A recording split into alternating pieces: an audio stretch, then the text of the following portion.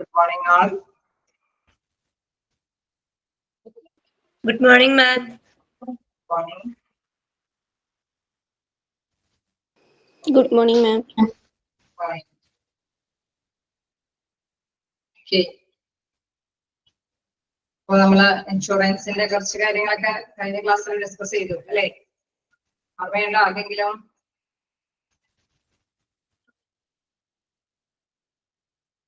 ഓർക്കുന്നുണ്ടോ? എവിടെ വരെയാണ് എടുത്തതെന്നും ഒക്കെ ഓർക്കുന്നുണ്ടോ? എന്തെങ്കിലും വായിച്ചിട്ടുള്ള കുട്ടികൾ ഉണ്ടായിരുന്നോ?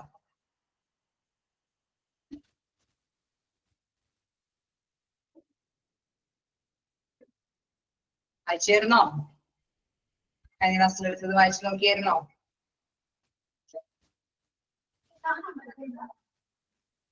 ആരും വായിച്ചു നോക്കിയില്ല എന്ന് തോന്നണോ? വായിച്ചു നോക്കിയില്ലേ? ഓക്കെ, എവിടം വരെയാണ് നമ്മൾ എടുത്ത് നിർത്തിയത്? വായിച്ചു നോക്കാൻ നേരെ കയറ്റി കാണില്ല അല്ലെ? ഇനി എവിടം വരെയാ എടുത്തതെന്ന് ഓർമ്മയുണ്ടോ?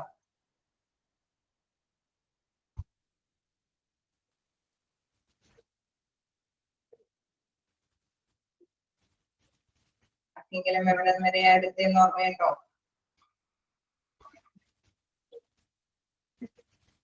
ഇത് ഓർക്കുന്നില്ല? ഞാൻ ഹൗ ടു കാൽക്കുലേറ്റ് ESI അല്ലെ, അത് തുടങ്ങിയാണ് എടുക്കേണ്ടതെന്നാണ്. അതായത് ബെനിഫിറ്റ്സുകളൊക്കെ നമ്മൾ പറഞ്ഞു നിർത്തിയായിരുന്നു. ബെനിഫിറ്റ്സ് വരെയാണ്. അപ്പൊ ഓർക്കുന്നുണ്ട് അല്ലെ? ഓക്കെ, വായിച്ചു നോക്കാനായിട്ട് ശ്രമിക്കുക. വലിയ ബുദ്ധിമുട്ടുള്ള ചാപ്റ്റർ ഒന്നല്ല, വലിയ പ്രശ്നമൊന്നുമില്ല. അതായത് നമുക്ക് അല്ലെ, നമ്മൾ സാധാരണ രീതിയിൽ ഹോസ്പിറ്റലിൽ പോകുമ്പോൾ ഉണ്ടാകുന്ന ഇൻഷുറൻസ് കാര്യങ്ങളൊക്കെയാണ്. മിക്കവാറും എല്ലാവർക്കും ഏതെങ്കിലും ഇൻഷുറൻസ് പാക്കേജിലുള്ള അംഗത്വം ഉണ്ടാവും. അപ്പൊ നമുക്ക് അത് അറിയാം, അതിന്റെ ക്ലെയിം കിട്ടുന്ന ആ ഒരു രീതിയൊക്കെ, ആ പ്രൊസീജിയേഴ്സ് ഒക്കെ അറിയാം അല്ലെ? അതനുസരിച്ചിട്ടുള്ള ഒരു ചാപ്റ്റർ തന്നെയാണ് ഇതിൽ വരുന്നത്. അപ്പൊ നമുക്ക് നെക്സ്റ്റ് എടുക്കാനുള്ളത് how to calculate ESI with an example ആണ്. അത് നമ്മൾ കണ്ടായിരുന്നു അല്ലെ? എന്താണ് ESI എന്ന് പറയുന്നത്? ഒരു ചെറിയ കോൺട്രിബ്യൂഷൻ അവര് എന്താണ് തൊഴിലുടമയും തൊഴിലാളിയും അവരുള്ള എംപ്ലോയീസിന്റെയും ചെറിയ ചെറിയ കോൺട്രിബ്യൂഷൻസ് അവർ കൃത്യമായിട്ട് തന്നെ കോൺട്രിബ്യൂട്ട് ചെയ്യും എന്നുള്ളതാണ് നമ്മൾ കഴിഞ്ഞ ക്ലാസ്സിൽ ഡിസ്കസ് ചെയ്തത് അല്ലെ? അവരുടെ കോൺട്രിബ്യൂഷനെ സംബന്ധിച്ച് മാത്രമാണ് ഈ ഒരു ചെറിയ പാരഗ്രാഫിൽ പറയുന്നുള്ളൂ. നമുക്ക് സ്റ്റാർട്ട് ചെയ്യാറോ? ഓക്കെ അല്ലേ? ഓക്കെ,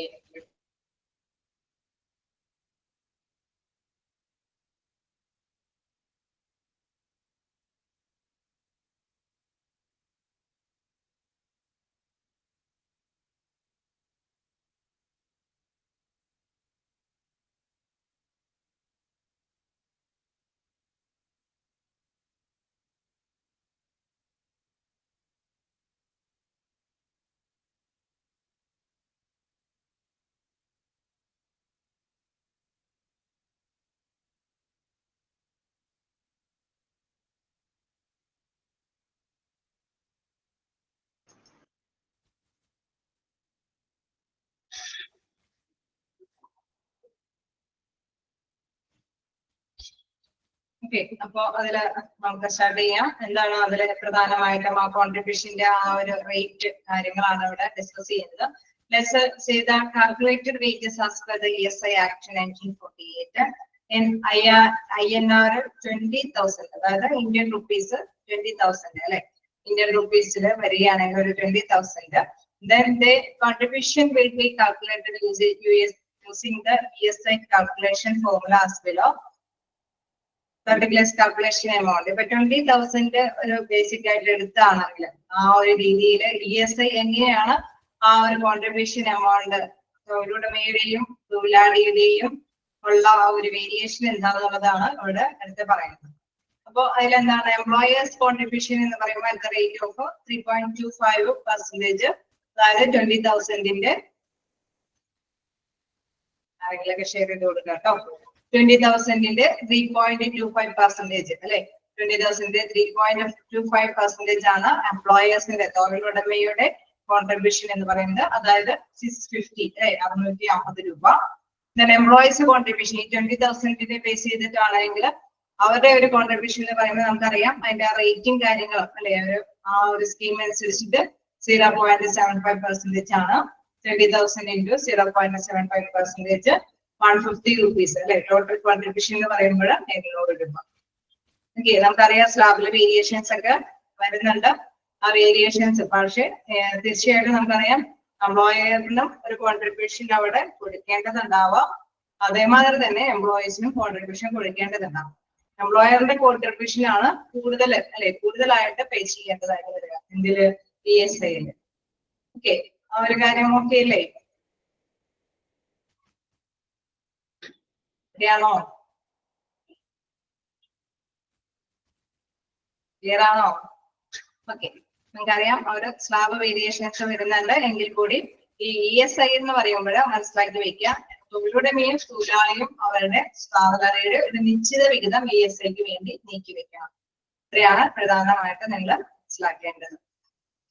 നെക്സ്റ്റ് ഈ രീതി അനുസരിച്ചിട്ടുള്ള ആ ഒരു ജസ്റ്റ് പോയിന്റ് ഒന്ന് മനസ്സിലാക്കി വെക്കുക. 3.25% ആണെങ്കിൽ എംപ്ലോയീസിന്റേത് 0.75%.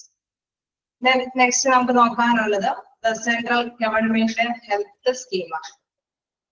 എന്താണ് സെൻട്രൽ ഗവൺമെന്റ് ഹെൽത്ത് സ്കീം എന്ന് പറയുന്നത്? അതായത് സെൻട്രൽ ഗവൺമെന്റിന്റേതായിട്ടുള്ള ഒരു സ്കീമാണ് അല്ലെ. The central government health scheme, one of the oldest health insurance schemes introduced by the government of India, is currently in effect. നിലവിലും ഇപ്പൊ നിലനിൽക്കുന്ന ഒരു ഇൻഷുറൻസ് ഇത് തന്നെയാണ്, സ്കീം തന്നെയാണ്. അത് സെൻട്രലി ആയിട്ടുള്ള ഒരു ഇൻഷുറൻസ് സ്കീമാണ് അല്ലെ, സെൻട്രൽ ഗവൺമെന്റിന്റേതായിട്ടുള്ള ഇൻഷുറൻസ് സ്കീമാണ്. The scheme which was introduced in the year 1954. എന്നാണ് ഈ സ്കീം ആരംഭിച്ചത്? 1954. അതൊക്കെ നിങ്ങൾ നോട്ട് ചെയ്ത് പോവുക. CHS എന്നുള്ളതിന്റെ ഫുൾ ഫോം ഒക്കെ നോട്ട് ചെയ്യുക. എന്താണ്? Central government health scheme, introduced 1954. That provides health insurance coverage to central government employees and pensioners. Okay, അത് സാധാരണയായിട്ട് ഇതിന്റെ ആനുകൂല്യം കൈപ്പറ്റുന്നവര് സെൻട്രൽ ഗവൺമെന്റ് ജീവനക്കാരും പെൻഷനേഴ്സും ആയിരിക്കും. The large volume of beneficiary connected with the scheme make it distinctive one. അതായത് ഇതിന്റെ ഒരുപാട് അതിന്റെ ഒരു അഡ്വാൻറ്റേജസ് അല്ലെ, ബെനിഫിഷ്യൽ ആയിട്ടുള്ള പാക്കേജുകൾ ഇത് പ്രൊവൈഡ് ചെയ്യുന്നത് കൊണ്ട് തന്നെ അത് ഒരു വ്യതിരിക്തമായിട്ടുള്ള ഒരു കവറേജ് ആണെന്ന് നമുക്ക് വിശേഷിപ്പിക്കാം. കാരണം ഇതിന്റെ ആനുകൂല്യങ്ങൾ, വ്യത്യസ്തമായിട്ടുള്ള ആനുകൂല്യങ്ങൾ ഇവിടെ പ്രൊവൈഡ് ചെയ്യുന്നുണ്ട്. Then the scheme, this scheme accompanies a range of benefits to provide extensive coverage to government employees or pensioners and their families. Okay, ഈ സ്കീം അനുസരിച്ചിട്ട് എന്താണ് ഒരുപാട് പേർക്ക് അല്ലെ അവിടെ എന്താണ് വിപുലമായിട്ടുള്ള ഒരു കവറേജ് തന്നെ എന്താണ് ഗവൺമെന്റ് എംപ്ലോയീസിനും പെൻഷനേഴ്സിനൊക്കെ അവരുടെ ഫാമിലീസിനൊക്കെ അനുകൂലമായിട്ടുള്ള ഒരുപാട് ആനുകൂല്യങ്ങൾ ഈ കവറേജ് വഴി ലഭ്യമാകുന്നു. അപ്പൊ CGHS എന്ന് പറയുന്നത് എന്താണ്? CGHS എന്താണ്? എന്തായിരിക്കും? ഓർമ്മയിലേക്ക് വെക്കുക. CGHS എന്ന് പറയുന്നത് സെൻട്രൽ ഗവൺമെന്റ് ഹെൽത്ത് സ്കീമാണ്. ഓക്കെ അല്ലേ? ക്ലിയർ ആവുന്നില്ലേ? എന്നാണ് ഇൻട്രൊഡ്യൂസ് ചെയ്തത്? 1954 അല്ലെ. ഇതിന് ധാരാളം ആനുകൂല്യങ്ങൾ അതിന്റെ മെമ്പേഴ്സ്, അതായത് അതിന്റെ മെമ്പേഴ്സ് ആയിട്ടുള്ള അതിന്റെ അകത്ത് വരുന്ന സെൻട്രൽ ഗവൺമെന്റിന്റെ കീഴിൽ വരുന്ന ജീവനക്കാർക്കൊക്കെ ഒരുപാട് ആനുകൂല്യങ്ങൾ ഇതിൽ നിന്ന് ലഭ്യമാകുന്നുണ്ട്. അതുകൊണ്ട് തന്നെ ഇതൊരു വൈവിധ്യമായിരുന്ന ഒരു പാക്കേജ് ആണെന്ന് വിശേഷിപ്പിക്കാം എന്നാണ് ഇവിടെ എടുത്ത് പറയുന്നത്. ബെനിഫിഷ്യറീസ് എന്താണ് അതിന്റെ പ്രത്യേകമായിട്ടുള്ള ഗുണങ്ങൾ എന്ന് നോക്കാം. ഓൾ സെൻട്രൽ ഗവൺമെന്റ് സർവീസ്, അതായത് സെൻട്രൽ ഗവൺമെന്റിന്റെ അണ്ടറിൽ വരുന്ന എല്ലാത്തരം ജീവനക്കാരും ഇതിൽ പെടുന്നു. Pensioners and their family members, pension അല്ലെ, അവിടെ നിന്ന് സെൻട്രൽ ഗവൺമെന്റിൽ നിന്ന് പെൻഷൻ പറ്റിയിരിക്കുന്നവരും അവരുടെ ഫാമിലി മെമ്പേഴ്സ് ഒക്കെ ഇതിന്റെ ആനുകൂല്യം കൈപ്പറ്റുന്നു. ഹോണറബിൾ മെമ്പേഴ്സ് ഓഫ് പാർലമെന്റ്, അതായത് പാർലമെന്റിലെ മെമ്പർഷിപ്പ് അല്ലെ, MP മാർക്കൊക്കെ ഇതിന്റെ ആനുകൂല്യം കൈപ്പറ്റാൻ പറ്റുന്നു. Honourable judges of supreme court of India, അതായത് ഇന്ത്യയിലെ അല്ലെ നീതിന്യായ കോടതി സുപ്രീം കോർട്ടിന്റെ ജഡ്ജിമാർക്കെല്ലാം ഇതിന്റെ ആനുകൂല്യങ്ങൾ കൈപ്പറ്റുന്നു.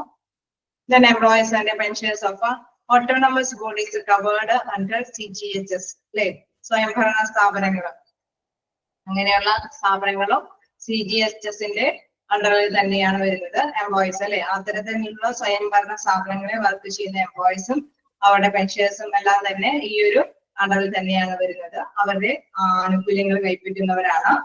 Then former judges of Honorable Supreme Court of India and Honorable High Courts അല്ലെ. നമുക്കറിയാം ഈ പറഞ്ഞ സുപ്രീം കോടതിയെ പോലെ തന്നെ പ്രാധാന്യം അർഹിക്കുന്നതാണ് ഹൈക്കോടതി ജഡ്ജിമാർ അല്ലെ. ഹൈക്കോടതിയിലെ ജഡ്ജിമാർക്കും ഇത്തരത്തിലുള്ള ആനുകൂല്യങ്ങൾക്ക് അർഹതയുണ്ട്. Then freedom fighters. എന്താണ് ഫ്രീഡം ഫൈറ്റേഴ്സ് എന്ന് പറയുന്നത്? സ്വതന്ത്ര സമര സേനാനികൾ അല്ലെ. അവർക്കൊക്കെ ഈ ആനുകൂല്യം ഇതിന്റെ അണ്ടറിൽ നമുക്കറിയാം അവർക്കൊക്കെ സ്പെഷ്യൽ അല്ലെ ബെനിഫിഷ്യൽ ആയിട്ടുള്ള പാക്കേജുകളുണ്ട്. ഓക്കെ, നമുക്കറിയാം അതൊക്കെ അല്ലെ. Employees of the railway board, journalist who are members of the press association. ഇപ്പൊ റെയിൽവേക്ക് നമുക്കറിയാം സെൻട്രൽ ഗവൺമെന്റിന്റെ കീഴിൽ വരുന്നതാണ് അല്ലെ. അതേമാതിരി തന്നെ എന്താണ് journalist who are member of the press association അല്ലെ. അവിടെ നമുക്കറിയാം പ്രസ് അസോസിയേഷനിലെ അംഗങ്ങളായ പത്രപ്രവർത്തകർ അല്ലെ. അത്തരത്തിലുള്ള അവർക്കും ഇതിന്റെ ആനുകൂല്യങ്ങളൊക്കെ കൈപ്പറ്റാവുന്നതാണ്. Then civilian employees of defense, പ്രതിരോധ മന്ത്രാലയത്തിന് കീഴിൽ പ്രവർത്തിക്കുന്ന എല്ലാ അംഗങ്ങൾക്കും എന്തിന്റെ ആനുകൂല്യം ലഭ്യമാകുന്ന പറയുന്നത്? ഇതിന്റെ ആനുകൂല്യങ്ങളാ ലഭ്യമാകുന്നത്?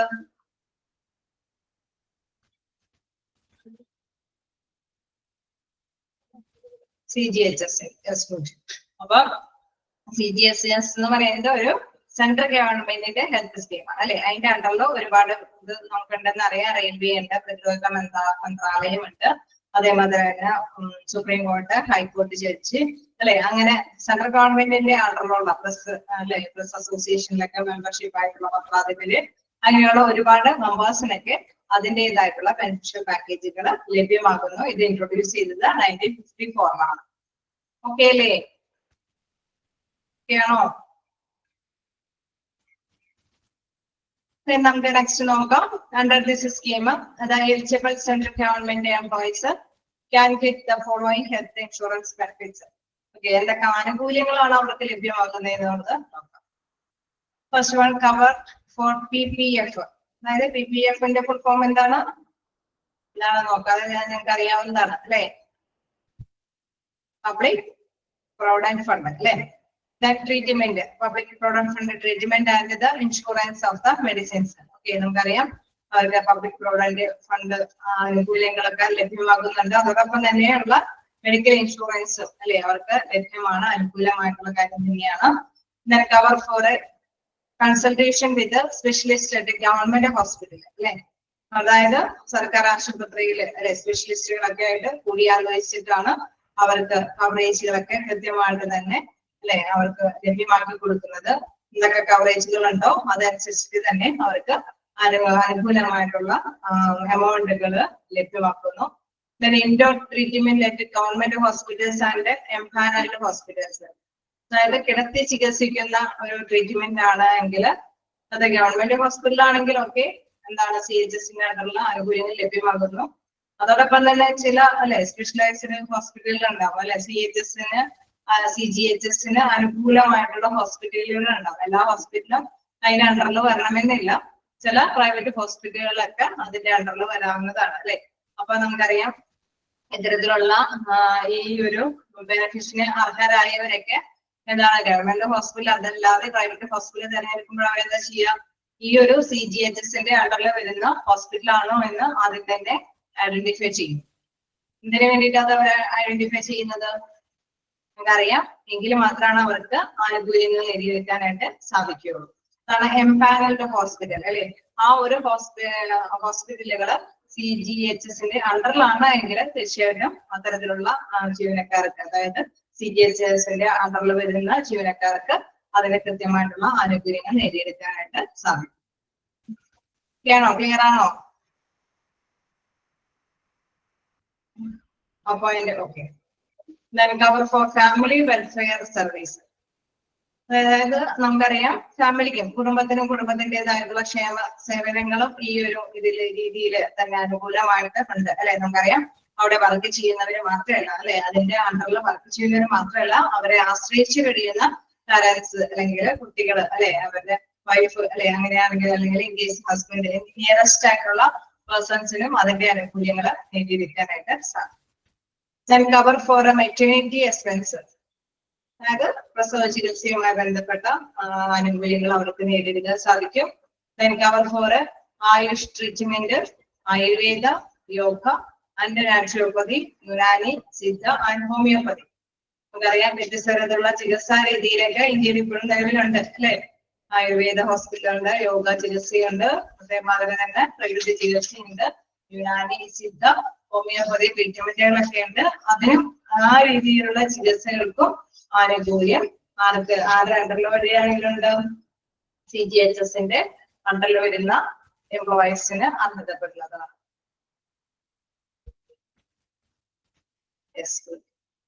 ഓക്കെ അല്ലേ? വായിച്ചു നോക്കേണ്ടതുണ്ടോ? ജസ്റ്റ് വായിച്ചു നോക്കാം. ആർക്കൊക്കെ എന്തൊക്കെയാണ് അർഹതകൾ എന്നൊക്കെയുള്ള രീതിയിൽ ചോദ്യങ്ങൾ വന്നാൽ ജസ്റ്റ് മനസ്സിലാക്കി വെക്കുക അല്ലെ. ഇങ്ങനെ അവരുടെ ഫാമിലി മെമ്പേഴ്സ് അല്ലെങ്കിൽ ഗവൺമെന്റ് ഹോസ്പിറ്റലാണെങ്കിൽ അതിൽ നിന്ന് ആനുകൂല്യങ്ങൾ ലഭ്യമാണ്. കേസ് പ്രൈവറ്റ് ഹോസ്പിറ്റൽ ആണെങ്കിൽ അതിൽ എംപാനൽ ചെയ്തിരിക്കുന്ന ഹോസ്പിറ്റലായിരിക്കണം എന്നുള്ള വസ്തുതയൊക്കെ മനസ്സിലാക്കി വെക്കും. ഓക്കെ അല്ലേ? CGHSൽ വരാൻ സാധ്യതയുള്ള എന്താണ് ഏതൊക്കെ വ്യക്തികളാണ് അല്ലെ, ഏതൊക്കെ എംപ്ലോയീസ് ആണെന്നുള്ള രീതിയിൽ നമുക്കറിയാം. പല ഇത്തരത്തിലുള്ള ഫ്രീഡം ഫൈറ്റേഴ്സ് അതിലൊക്കെ വന്നു കഴിഞ്ഞാലും ഫസ്റ്റ് ആൻഡ് സെക്കൻഡ് നോക്കാം. Cover for PPF public provident fund. നമുക്കറിയാം അത് എല്ലാവർക്കും അർഹതപ്പെടുന്നതാണ് അല്ലേ. പബ്ലിക് പ്രോവിഡന്റ് ഫണ്ട് എന്ന് പറയുമ്പോൾ നമുക്കറിയാം അവിടുത്തെ എംപ്ലോയറുടെ കോൺട്രിബ്യൂഷന്, അവിടെയുള്ള എംപ്ലോയീസിന്റെ കോൺട്രിബ്യൂഷനൊക്കെ നിശ്ചിത രീതിയിൽ നമ്മൾ ESI പോലെ തന്നെ അവർ കൈപ്പറ്റുന്ന, അവർ സ്വരൂപിക്കുന്നു. എന്താണ് ആഫ്റ്റർ റിട്ടയർമെന്റിന് ശേഷം അത് ലഭ്യമാകും അല്ലെ. അതെല്ലാം ഓക്കെയാണ്. അതിനോടൊപ്പം തന്നെ എന്താണ് ഇൻഷുറൻസ് ഓഫ് മെഡിസിൻസ് അല്ലെ, മെഡിസിനുമായി ബന്ധപ്പെട്ട് വരുന്ന അലവൻസുകൾ എന്തെങ്കിലും ഉണ്ടെങ്കിൽ അതും അവിടെ നിന്ന് അല്ലെ അവരുടെ CGHS ആയിട്ടുള്ള എംപ്ലോയീസിന് അർഹതപ്പെടുന്നതാണ്. ഓക്കെ അല്ലേ? First point. Then second point എന്ന് പറയുന്നത് cover for consultation with a specialist at government hospitals. അതായത് ഇൻ കേസ് ഒരു കൺസൾട്ടേഷൻ അല്ലെ, ഗവൺമെന്റ് ഹോസ്പിറ്റലിലെ കാര്യങ്ങളൊക്കെ ആണെങ്കിൽ അവിടെ ഒരു കൺസൾട്ടേഷൻ, അവിടുത്തെ ഡോക്ടറുമായിട്ട് ഒരു കൺസൾട്ടേഷൻ നടത്തിയിട്ട് എന്താണ് ട്രീറ്റ്മെന്റിന്റെ പാക്കേജ് അല്ലെ, അതുമായി ബന്ധപ്പെട്ട രീതിയിലൊക്കെ ആയിരിക്കും അവർക്ക് ആനുകൂല്യങ്ങൾ ലഭ്യമാക്കുക. തീർച്ചയായും ഗവൺമെന്റ് ഹോസ്പിറ്റലിൽ അഡ്മിറ്റഡ് ആയിട്ടുള്ള പേഴ്സൺസ് ആണെങ്കിൽ ആ ഒരു രീതിയിൽ തന്നെ അവർക്ക് അഡ്മിഷന് ശേഷമുള്ള കാര്യങ്ങൾക്ക് അല്ലെ കൃത്യമായിട്ട് തന്നെ എന്താണ് എമൗണ്ടുകൾ കിട്ടും. അതേമാതിരി തന്നെ പ്രൈവറ്റ് ഹോസ്പിറ്റൽ ആണെങ്കിൽ അതിന്റെ അല്ലെ ഒരു CGHSന്റെ അതനുസരിച്ചിട്ടുള്ള എംപാനൽ ചെയ്തിരിക്കുന്ന ഹോസ്പിറ്റലാണ് ട്രീറ്റ്മെന്റെങ്കിൽ അവരുടെ ചെലവുകൾ അതുമായിട്ടും ലഭ്യമാണ്. അല്ലാതെ നമുക്കറിയാം എന്താണ് ഗവൺമെന്റ് ഹോസ്പിറ്റലൊക്കെ കിടത്തി ചികിത്സ ഇല്ലാതെയും അവർ ട്രീറ്റ്മെന്റ് ചെയ്ത് പോകും അല്ലെ. അങ്ങനെ വരുമ്പോൾ അവരായിട്ട് കൺസൾട്ടേഷൻ അല്ലെ, നമുക്കറിയാം ഒരു തേർഡ് പാർട്ടിക്ക് വന്ന് അല്ലെ ഒരു കൺസൾട്ടേഷൻ ഉണ്ടാവും. അവര് പേപ്പർ വർക്ക് ഒക്കെ നടത്തിയിട്ടായിരിക്കും ഇതിന്റെ കൃത്യമായിട്ടുള്ള എമൗണ്ടുകൾ അവർക്ക് കൊടുക്കുന്നത്. ഓക്കെ ആണോ?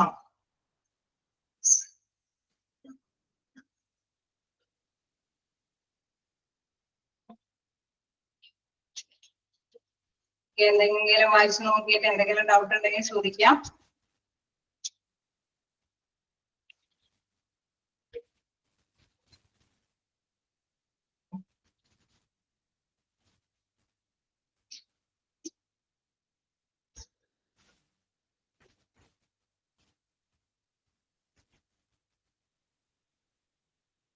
ആണോ?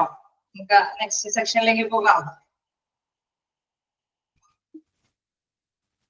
ഈ ഒരു CGHS CGHS കാർഡുകളുണ്ട് ഈ ഇത്തരത്തിലുള്ള മെമ്പർഷിപ്പ് ഉള്ള വ്യക്തികൾക്ക്. അതനുസരിച്ചിട്ട് തന്നെയാണ് അവർ ആ കാർഡ് ബേസ് ചെയ്തിട്ടാണ് ഈ ആനുകൂല്യങ്ങൾ ലഭ്യമാകുന്നത് അല്ലെ.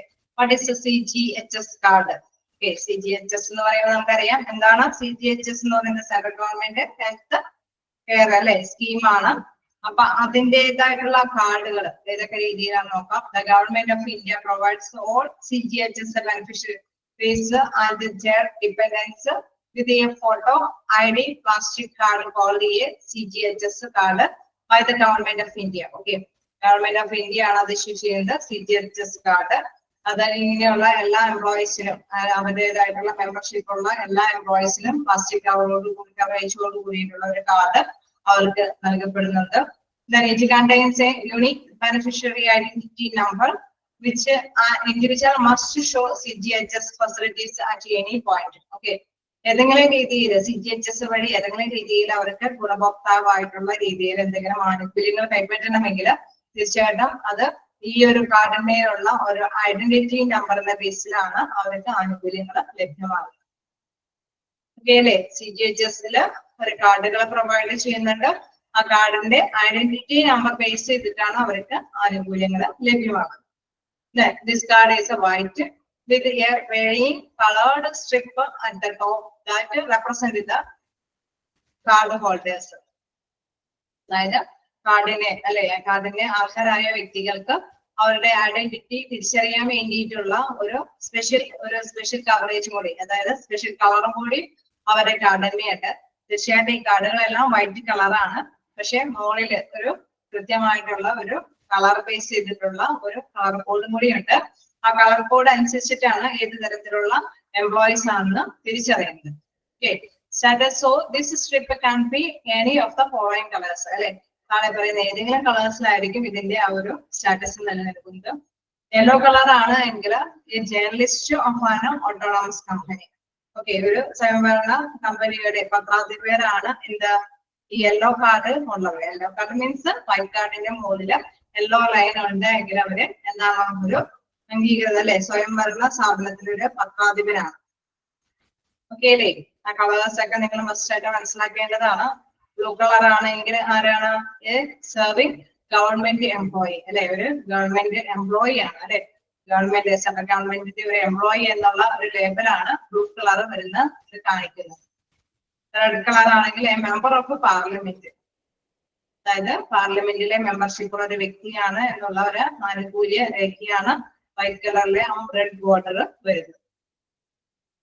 Then green, a pension, then as MP, അല്ലെ, retired personnel or a freedom fighter.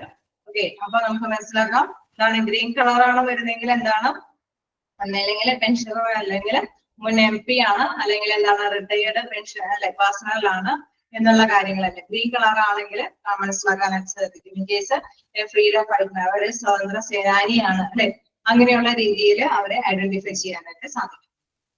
അപ്പൊ യെല്ലോ കളർ ആരെയാണ് സൂചിപ്പിക്കുന്നത്? Journalist of an autonomous company. Then blue colour ആണെങ്കിൽ ഒരു ഗവൺമെന്റ് എംപ്ലോയി, സെൻട്രൽ ഗവൺമെന്റിന്റെ എംപ്ലോയി അല്ലെ. നമുക്കറിയാം എന്താണ് ഈ പറഞ്ഞ റെയിൽവേ ഉദ്യോഗസ്ഥരൊക്കെ എന്താണ് സെൻട്രൽ ഗവൺമെന്റിന്റെ എംപ്ലോയീസ് ആണ്. അപ്പൊ അവരുടെയൊക്കെ കാർഡ് എങ്ങനെയായിരിക്കും? വൈറ്റ് കാർഡിന്റെ മുകളിൽ ബ്ലൂ ആയിരിക്കും അവരുടെ ലൈൻ അല്ലെ സ്റ്റാറ്റസ് കീപ്പ് ചെയ്യുന്നത്. ഓക്കെ, ദെൻ വീണ്ടും റെഡ് കാർഡ്. റെഡ് കാർഡ് എന്ന് പറയുമ്പോൾ എന്താണ്? പാർലമെന്റിന്റെ മെമ്പർ. ഗ്രീൻ കാർഡ് എന്ന് പറയുമ്പോൾ ആരൊക്കെ പെടാം? പെൻഷനർ, ദെൻ എക്സ് MP എന്ന് വെച്ചാൽ എന്താണ് മുൻ MP അല്ലെ, member of parliament, retired personal or A freedom fighter. Okay, CGHS card have a validity until a beneficiary retirement date. Okay, retirement date beneficiary date വരെയാണ് അവർക്ക് കൃത്യമായിട്ടുള്ള ആനുകൂല്യം ലഭ്യമാകുന്നത്. To extend its validity post retirement, one must make his or her contribution a year before the completion. അതായത് ഇത് കൂടുതൽ അല്ലെ കാലാവധി നിങ്ങൾക്ക് നീട്ടണമെങ്കിൽ തീർച്ചയായിട്ടും എന്താണ് അവർക്ക് മുമ്പേ അല്ലെ ഒരു കോൺട്രിബ്യൂഷൻ, ഒരു സംഭാവന എംപ്ലോയീസ് അതില് നിക്ഷേപിക്കേണ്ടതാണ് അല്ലെ. അതായത് കാലാവധി പൂർത്തിയാക്കുന്നതിന് മുമ്പ്. ഓക്കെ, കാലാവധി ഇമ്പോർട്ടന്റ് ആണ്. കാലാവധി പൂർത്തിയാക്കുന്നതിന് ഒരു മാസം മുമ്പ് അയാളുടെ കോൺട്രിബ്യൂഷൻ കൃത്യമായിട്ട് കൊടുത്താൽ മാത്രമാണ് കാലാവധി പൂർത്തിയെടുക്കാനായിട്ട് സാധിക്കും. ഓക്കെ ആണോ? ഇത്രയും കാര്യമാണ് CGHS കാർഡുമായി ബന്ധപ്പെട്ട് പഠിക്കാനുള്ളത്. കളേഴ്സ് ഇതിനെ റെപ്രസെന്റ് ചെയ്യുന്നതിൽ കളറാവുന്ന തിരിച്ചും മറിച്ചും ചോദിക്കാനായിട്ട് സാധ്യതയുണ്ട്. അപ്പൊ അതുകൊണ്ട് നിങ്ങൾ മസ്റ്റായിട്ട് മനസ്സിലാക്കി വെക്കുക.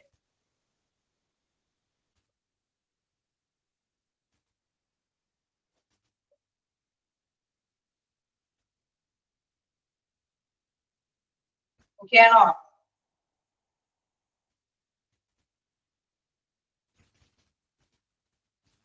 ഓക്കെ, നെക്സ്റ്റ് നമുക്ക് നോക്കാനുള്ളത് രാഷ്ട്രീയ സ്വാസ്ഥ്യ ബീമ യോജന. രാഷ്ട്രീയ സ്വാസ്ഥ്യ ബീമ യോജന അല്ലെ, RSBY. RSBY കാർഡ് ഉടമകൾ കേട്ടിട്ടുണ്ടോ അല്ലെ? RSBY കാർഡ് ഉടമകൾക്ക് എന്താ പ്രത്യേകത? രാഷ്ട്രീയ Swasthya Bima Yojana RSBY is a health insurance policy introduced on 1st April 2008. അതായത് 2008 1st ഏപ്രിലാണ് അത് ആരംഭിച്ചത്.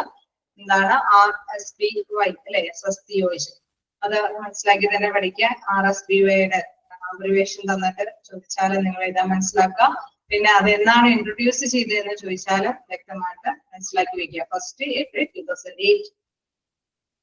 Introduced by the Ministry of Labour and Employment, Government of India, to provide health insurance coverage for below poverty line BPL families, launched specifically for the people who are working in the unorganized sectors of India.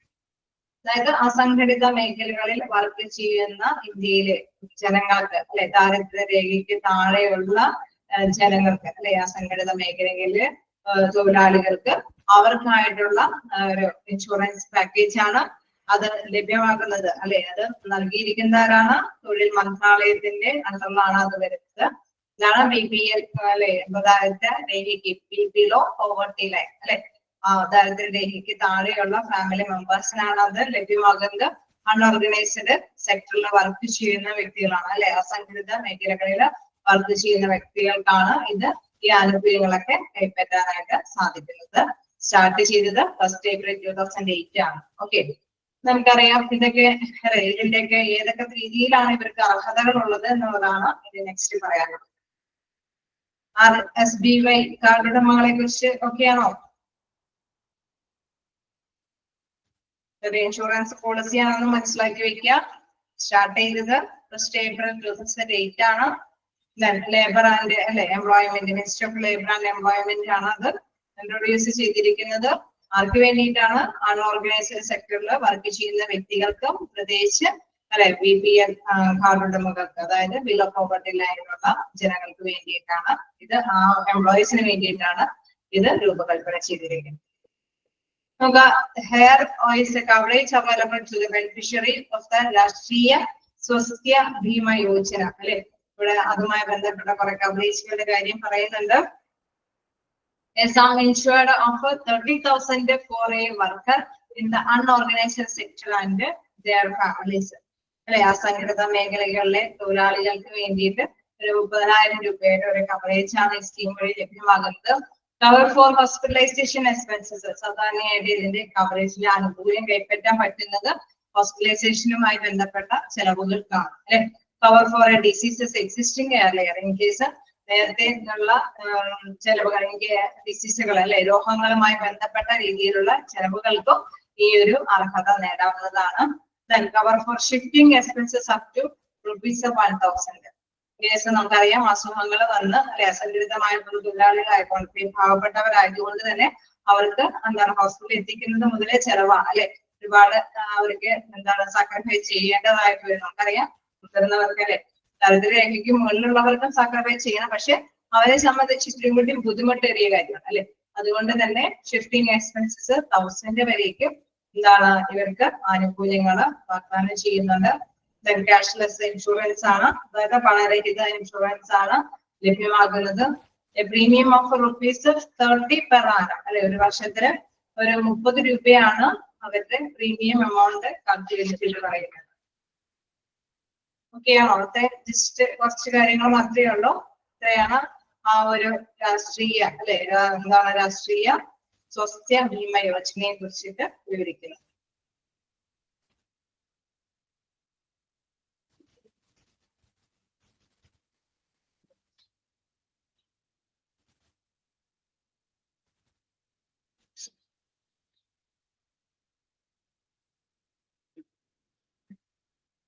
ആണോ?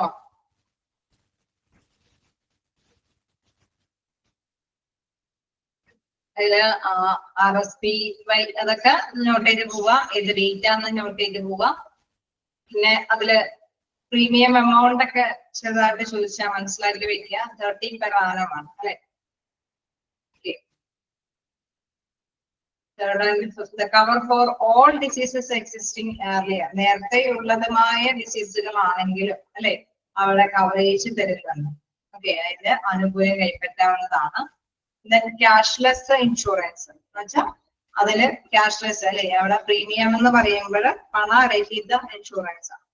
അതായത് cashless ആയിട്ടാണ് നമ്മൾ പണം അല്ലെ, നമുക്ക് പണം അടയ്ക്കേണ്ടതായിട്ട് വരുന്നില്ല.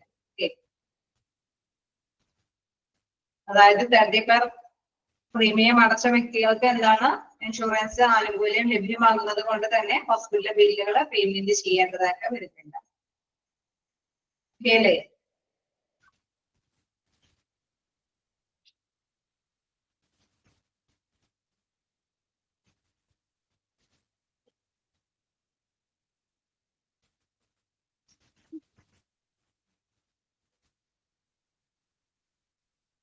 ഇനി എന്തെങ്കിലും പോയിന്റ്?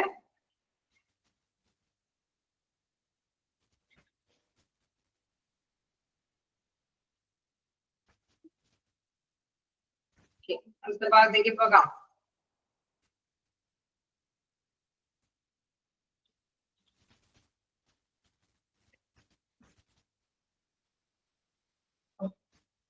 നെക്സ്റ്റ് പോയിന്റ് നോക്കാം. എന്താണ് examples for A private health insurance plan. അതായത് ഇപ്പൊ നമ്മൾ കണ്ടത് എന്താണ്, കുറച്ച് സെൻട്രൽ ഗവൺമെന്റിന്റെ ഇൻഷുറൻസ് പ്ലാനിനെ കുറിച്ചിട്ട് നമ്മൾ കണ്ടു. അതേമാതിരി തന്നെ ഗവൺമെന്റ് അല്ലെ അവരുടെ അസംഘടിതമായിട്ടുള്ള തൊഴിലാളികൾക്ക് വേണ്ടിയിട്ട് ലേബർ അല്ലെ ആ ഒരു രീതിയിൽ അവർക്ക് കൊടുത്തുള്ള രാഷ്ട്രീയ സ്വാസ്ഥ്യ യോജന അല്ലെ, ആ ഒരു രീതിയിലുള്ള ഇൻഷുറൻസിനെ കുറിച്ചിട്ട് നമ്മൾ കണ്ടു. ഇനി അതേമാതിരി തന്നെ പ്രൈവറ്റ് പാർട്ടീസും കുറെ ഇൻഷുറൻസ് പാക്കേജുകൾ ലഭ്യമാക്കുന്നുണ്ട് അല്ലെ. അപ്പൊ അതിലെ കുറച്ച് എക്സാമ്പിളുകളാണ് ഇവിടെ കൊടുത്തിരിക്കുന്നത്. Star family health Optima plan അല്ലെ, ഒരു പ്ലാനിന്റെ പേരാണ് സ്റ്റാർ ഫാമിലി. ഇതൊന്നും എന്താണ് ഒരുപാട് ഇലാബറേറ്റ് ചെയ്തൊന്നും പഠിക്കേണ്ടതില്ല. പ്രൈവറ്റ് ആയിട്ടുള്ള ഇൻഷുറൻസ് കമ്പനികളും ഉണ്ട് എന്ന് മനസ്സിലാക്കി വെക്കാം. Star family health optima plan, Tata AIG Medicare plan. Tata AIG എന്നൊക്കെ പറയുമ്പോൾ അതായത് ജോയിന്റ് വെഞ്ചർ ആയിട്ടുള്ള പ്ലാനാണ്. ടാറ്റ ഗ്രൂപ്പും അതേമാതിരി തന്നെ എന്താണ് അമേരിക്കൻ ഇന്റർനാഷണൽ ഗ്രൂപ്പും കൂടി ചേർന്നിട്ടുള്ള ഒരു ഹെൽത്ത് ഇൻഷുറൻസ് പാക്കേജ് ആണ്. Reliance critical illness insurance, Manipal Cigna pro health insurance, Bajaj Allianz health card, Bharti AXA smart super health plan. അതായത് പ്രൈവറ്റ് ആയിട്ടുള്ള ഏജൻസികളുടെ പ്ലാനുകളാണ് ഇതെന്ന് മനസ്സിലാക്കുക. ഈ പ്ലാനുകളെല്ലാം എന്താണ് ഗവൺമെന്റിന്റെ അണ്ടറിൽ വരുന്നതാണോ? ആണോ?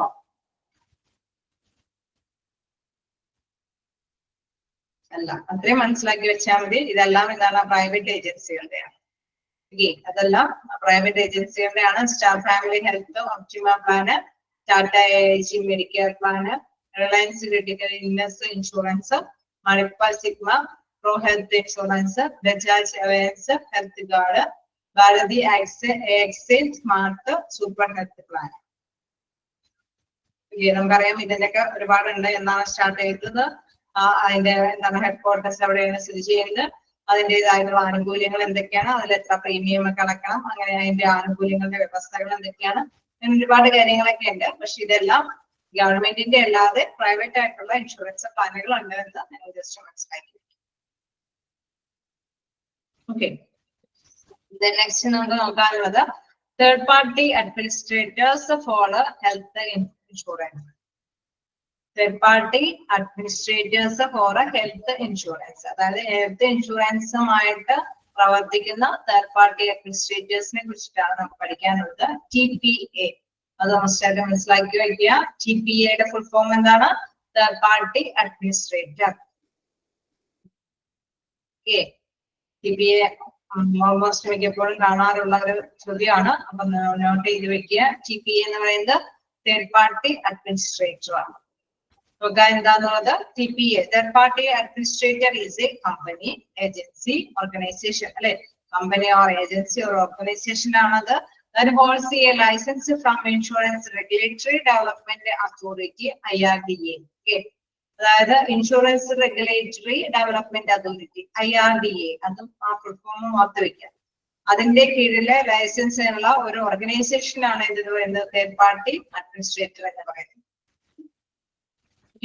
ഒരു കമ്പനി അല്ലെങ്കിൽ ഒരു ഏജൻസി അല്ലെങ്കിൽ ഒരു ഓർഗനൈസേഷൻ ആണ് എന്തിന്റെ അണ്ടറിൽ വരുന്നത്, അതായത് IRDAയുടെ ലൈസൻസ് ഉള്ള ഒരു കമ്പനി അല്ലെങ്കിൽ ഓർഗനൈസേഷൻ അല്ലെങ്കിൽ ഏജൻസിയാണ് എന്ത് പറയുന്നത് TPA എന്ന് പറയുന്നത്, തേർഡ് പാർട്ടി അഡ്മിനിസ്ട്രേറ്റർ. ഇതിന്റെ പ്രവർത്തനം എന്താണ്? To process claims in addition to providing cashless facilities as an outsourcing entity of a health insurance company and a selection of a high quality hospitals for insurance companies. അതായത് നമുക്കറിയാം കുറെ insurance കമ്പനികളൊക്കെ ഒരുപാടുണ്ട് അല്ലെ. പണ്ട് hospital ഇല്ലാത്ത ഒരു കാലഘട്ടം മാറി ഹോസ്പിറ്റലുകളായി, ഇപ്പൊ ഹോസ്പിറ്റലിനേക്കാൾ ഉപരി ഇൻഷുറൻസ് കമ്പനികളായി അല്ലെ. അപ്പൊ നമുക്ക് ഏത് ഇൻഷുറൻസ്, നമുക്കറിയാം ഹോസ്പിറ്റലിൽ പോകണമെങ്കിൽ ഇപ്പൊ ചെറിയ കാര്യം തന്നെയാണെന്ന് അറിയാം. അപ്പൊ ഇൻഷുറൻസിൽ വേറാനായിട്ട് എല്ലാവരും ശ്രമിക്കും. പക്ഷെ ഏത് ഇൻഷുറൻസിൽ ചേർന്നാലാണ് നമുക്ക് കൃത്യമായിട്ടുള്ള ആനുകൂല്യങ്ങളൊക്കെ പറ്റുന്നത്. ഇൻ കേസ് നമ്മൾ മതിയായ രീതിയിൽ ഇൻഷുറൻസ് കമ്പനിയിൽ ചേർന്നിട്ട് ആനുകൂല്യങ്ങൾ കൈപ്പറ്റിയില്ലെങ്കിലും നമുക്ക് അതുമായി ബന്ധപ്പെട്ട കാര്യങ്ങളൊക്കെ കൈകാര്യം ചെയ്യാം അല്ലെ. അപ്പൊ അത്തരത്തിലുള്ള കാര്യങ്ങൾക്ക് വേണ്ടിയിട്ടുള്ള ഒരു തേർഡ് പാർട്ടി ഏജൻസിയാണ് എന്ത് പറയുന്നത് TPA എന്ന് പറയുന്നത്.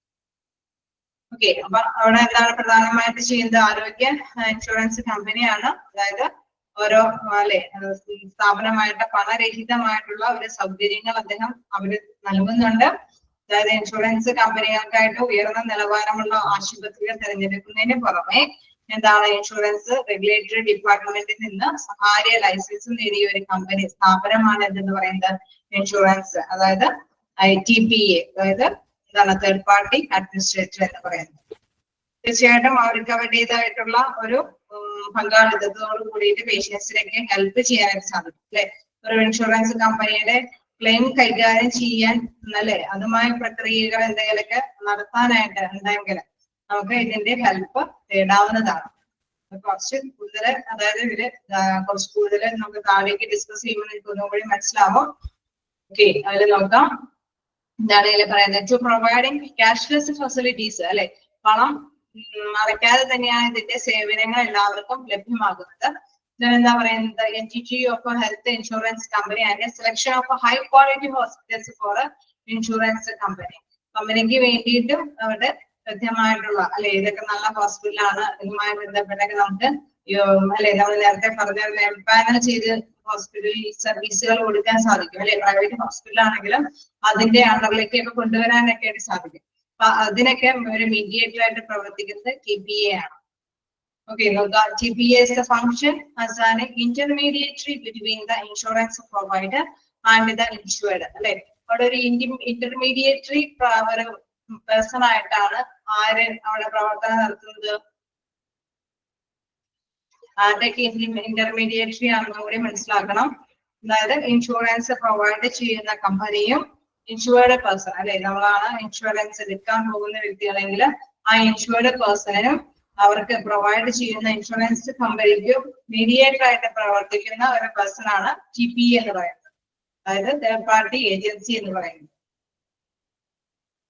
ആണോ? ക്ലിയർ ആണോ? ഓക്കെ ആണോ? ക്ലിയർ ആയോ? എന്തെങ്കിലും ഐഡിയ കിട്ടിയോ എന്താണ് TPA എന്നുള്ളത്? അതായത് ഒരു സന്നദ്ധ സഹകരണ സംഘടന എന്ന് പറയില്ലേ, അതായത് മറ്റുള്ളവർക്ക് അല്ലെ അവിടെ ഇൻഷുറൻസുമായി ബന്ധപ്പെട്ട കാര്യങ്ങൾക്ക് വേണ്ടിയിട്ട് അല്ലെ ഒരു ഇന്റർമീഡിയേറ്ററി പ്രവർത്തനം നടത്തുന്ന ഒരു സ്ഥാപനമാണ് എന്തെന്ന് പറയുന്നത് TPA എന്ന് പറയുന്നത്, തേർഡ് പാർട്ടി അഡ്മിനിസ്ട്രേറ്റർ എന്ന് പറയും. അതുകൊണ്ട് തന്നെ അതിലെ സ്റ്റേക്ക് ഹോൾഡേഴ്സ് ഇൻവോൾവ്ഡ് ആസ് ഫോളോസ് പറയുന്നുണ്ട്. ഇൻഷുറൻസ് കമ്പനികള്, ഹെൽത്ത് കെയർ പ്രൊവൈഡേഴ്സ് അല്ലെ, നമുക്ക് ഹോസ്പിറ്റലുകളുണ്ട് അല്ലെ, ആ ഹെൽത്ത് കെയർ പ്രൊവൈഡേഴ്സിൽ നിന്നാണ് ഇൻഷുർഡ് പേഴ്സൺസ് ഒക്കെ എന്താണ് അവരുടെ ചികിത്സകളൊക്കെ നേടിയെടുക്കും. അപ്പൊ ഹെൽത്ത് കെയർ പ്രൊവൈഡേഴ്സ് ഉണ്ട്, പോളിസി ഹോൾഡേഴ്സ് ഉണ്ട്. പോളിസി ഹോൾഡേഴ്സ് എന്ന് പറയുമ്പോൾ പേഷ്യൻസ് അല്ലെ, ഏതൊരു പേഷ്യൻസും അല്ലെങ്കിൽ എംപ്ലോയീസ് ഒക്കെ ആണെങ്കിൽ അവരെല്ലാം എന്താണ് ഈ ഒരു ഹോസ്പിറ്റലിലെ സേവനം ആഗ്രഹിക്കുന്നവരാണ്. അവരായിരിക്കും ഇൻഷുറൻസ് കമ്പനിയിലെ മെമ്പർഷിപ്പ് എടുക്കുന്നത് അല്ലെ. മൂന്ന് കൂട്ടരാണ് ഒരു ഇൻഷുറൻസുമായിട്ട് ഉണ്ടാവുക അല്ലെ. ഒന്നാമതായിട്ട് ഇൻഷുറൻസ് നൽകുന്ന ദാതാക്കൾ ഉണ്ടാവും, അതേമാതിരി തന്നെ ഇൻഷുറൻസ് സ്വീകരിക്കുന്ന വ്യക്തികളുണ്ടാവും. അതിന്റെ ഇടയിലുള്ള ഏത് ഹോസ്പിറ്റലിൽ നിന്നാണ് ഇൻഷുറൻസ് സ്വീകരിക്കുന്നത്, അങ്ങനെ മൂന്ന് കൂട്ടരുണ്ടാവും അല്ലെ. ഈ കൂട്ടർക്കെല്ലാം തന്നെ ഇന്റർമീഡിയറ്റ് സേവനങ്ങൾ ലഭ്യമാക്കുന്ന ഒരു ഏജൻസിയാണ് എന്തെന്ന് പറയുന്നത് TPA എന്ന് പറയുന്നത്, തേർഡ് പാർട്ടി അഡ്മിനിസ്ട്രേറ്റർ എന്ന് പറയുന്നത്. ക്ലിയർ ആയോ?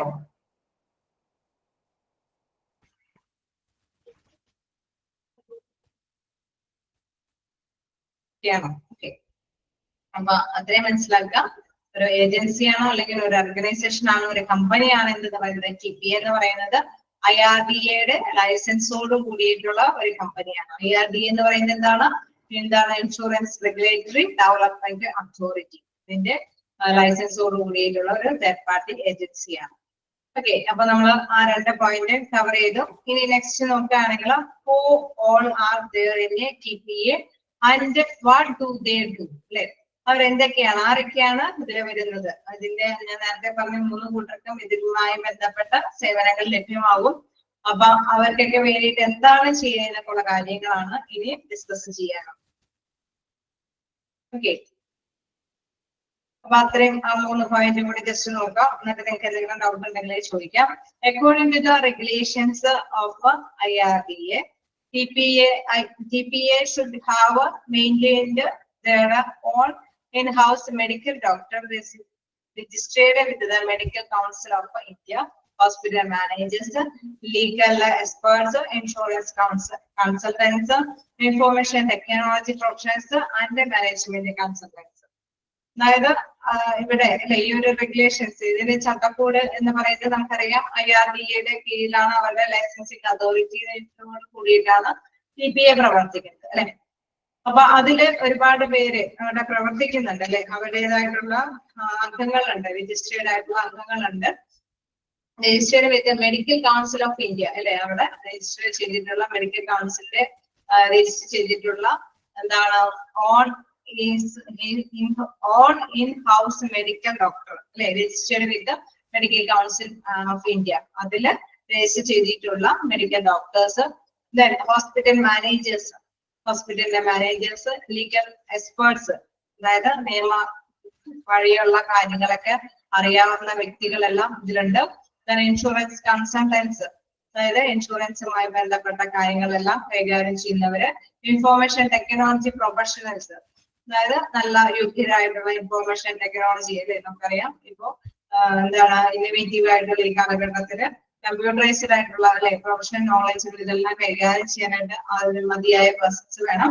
അതിന്റെ മാനേജ്മെന്റ് കൺസൾട്ടൻസ് മാത്രമേ തന്നെ ഇതെല്ലാം കൈകാര്യം ചെയ്ത് കൊണ്ടുപോകാനായിട്ടുള്ള ഒരു മാനേജ്മെന്റ് കൺസൾട്ടൻസും വേണം, അല്ലെ?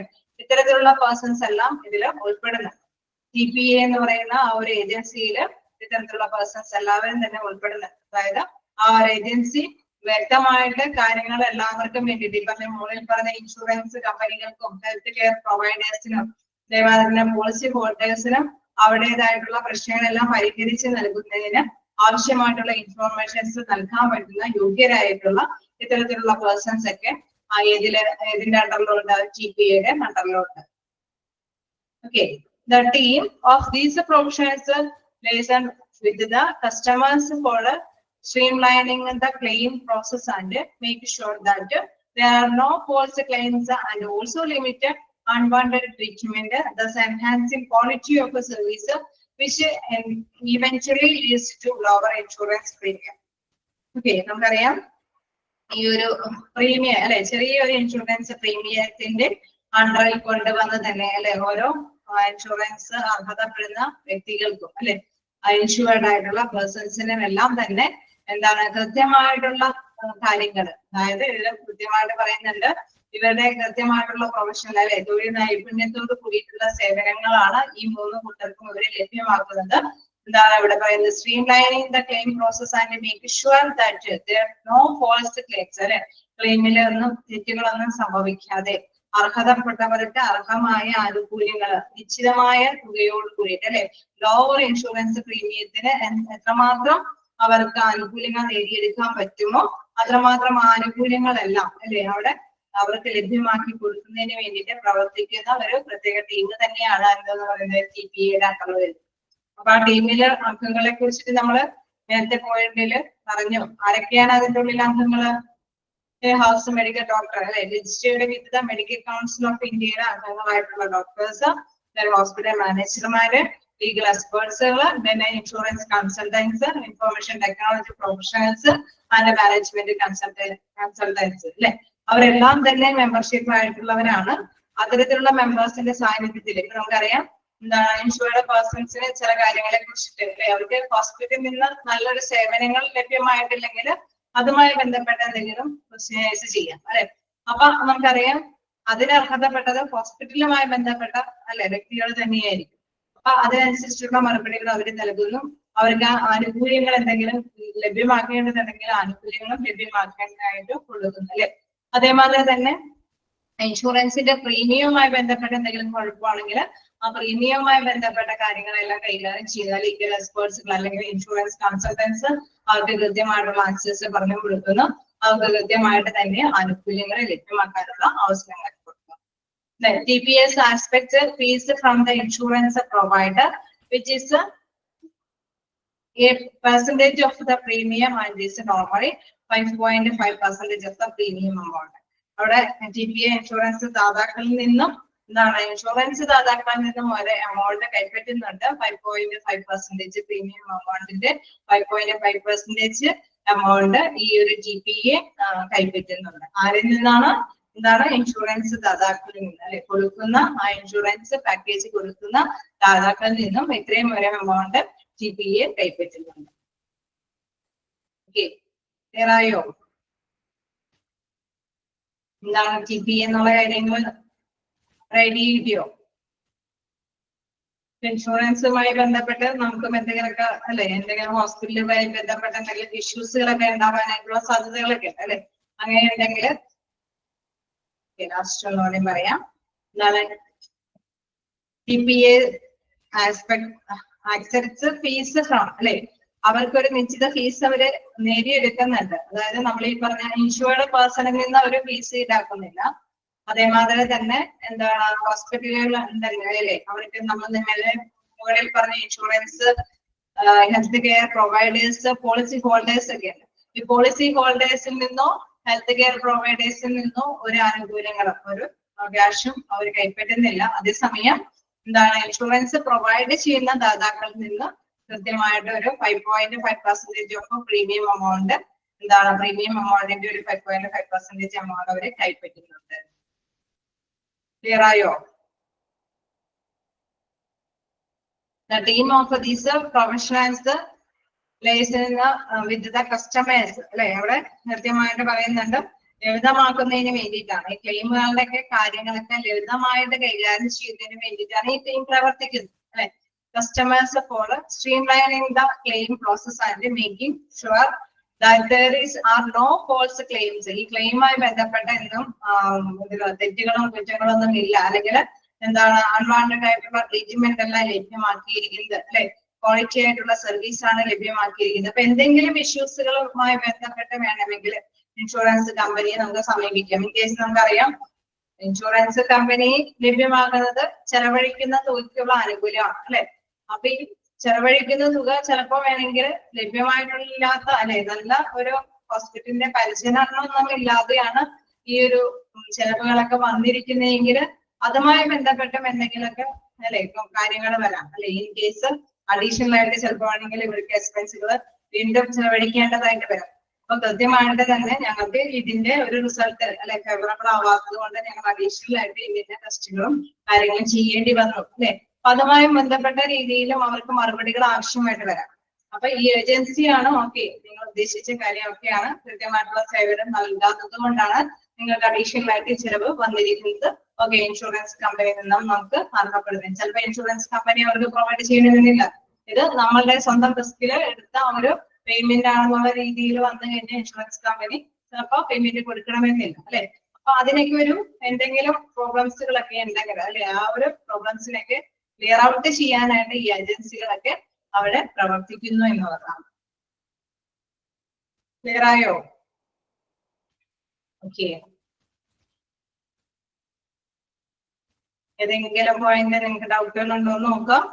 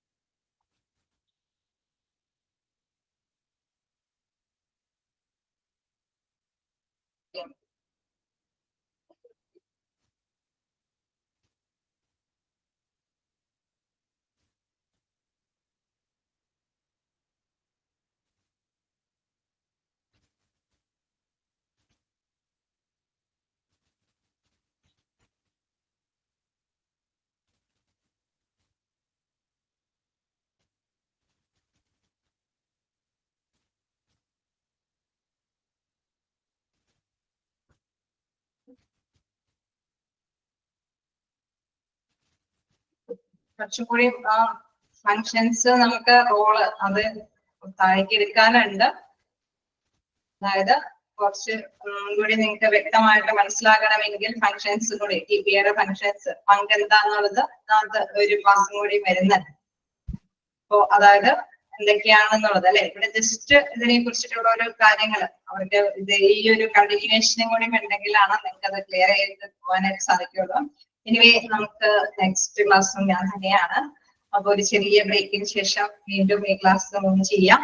അപ്പൊ എനിക്ക് തോന്നുന്നു ഈ role of TPA health insurance സ്കീമില് അവരുടെ പങ്ക് എന്താണെന്നുള്ളത് കൃത്യമായിട്ട് മനസ്സിലാക്കി കഴിയുന്നു. അതായത് ചോദിച്ച ആ ഫങ്ഷൻസ് അല്ലെ, അത് കൃത്യമായിട്ട് മനസ്സിലാക്കി കഴിയുമ്പോൾ എനിക്ക് തോന്നുന്നു ഈ TPA what do they do എന്നൊക്കെയുള്ള കാര്യങ്ങൾ കൃത്യമായിട്ട് മനസ്സിലാക്കാൻ സാധിക്കും. ഓക്കെ, അപ്പോ അങ്ങനെ മതിയില്ലേ? മതിയോ?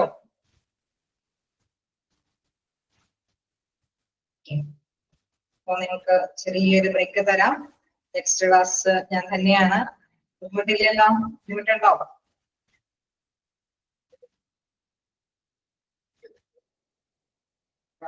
ഓക്കെ, നമുക്ക് ചാപ്റ്റർ നോക്കാം.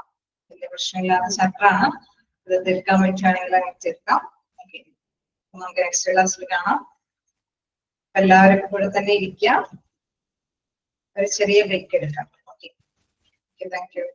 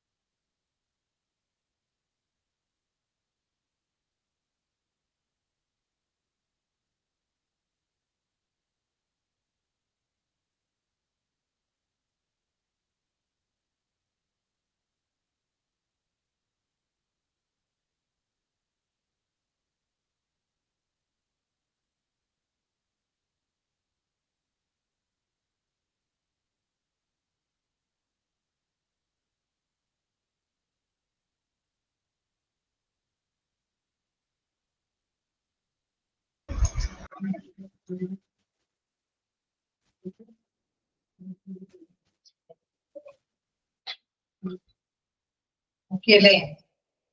സ്റ്റാർട്ട് ചെയ്യാം.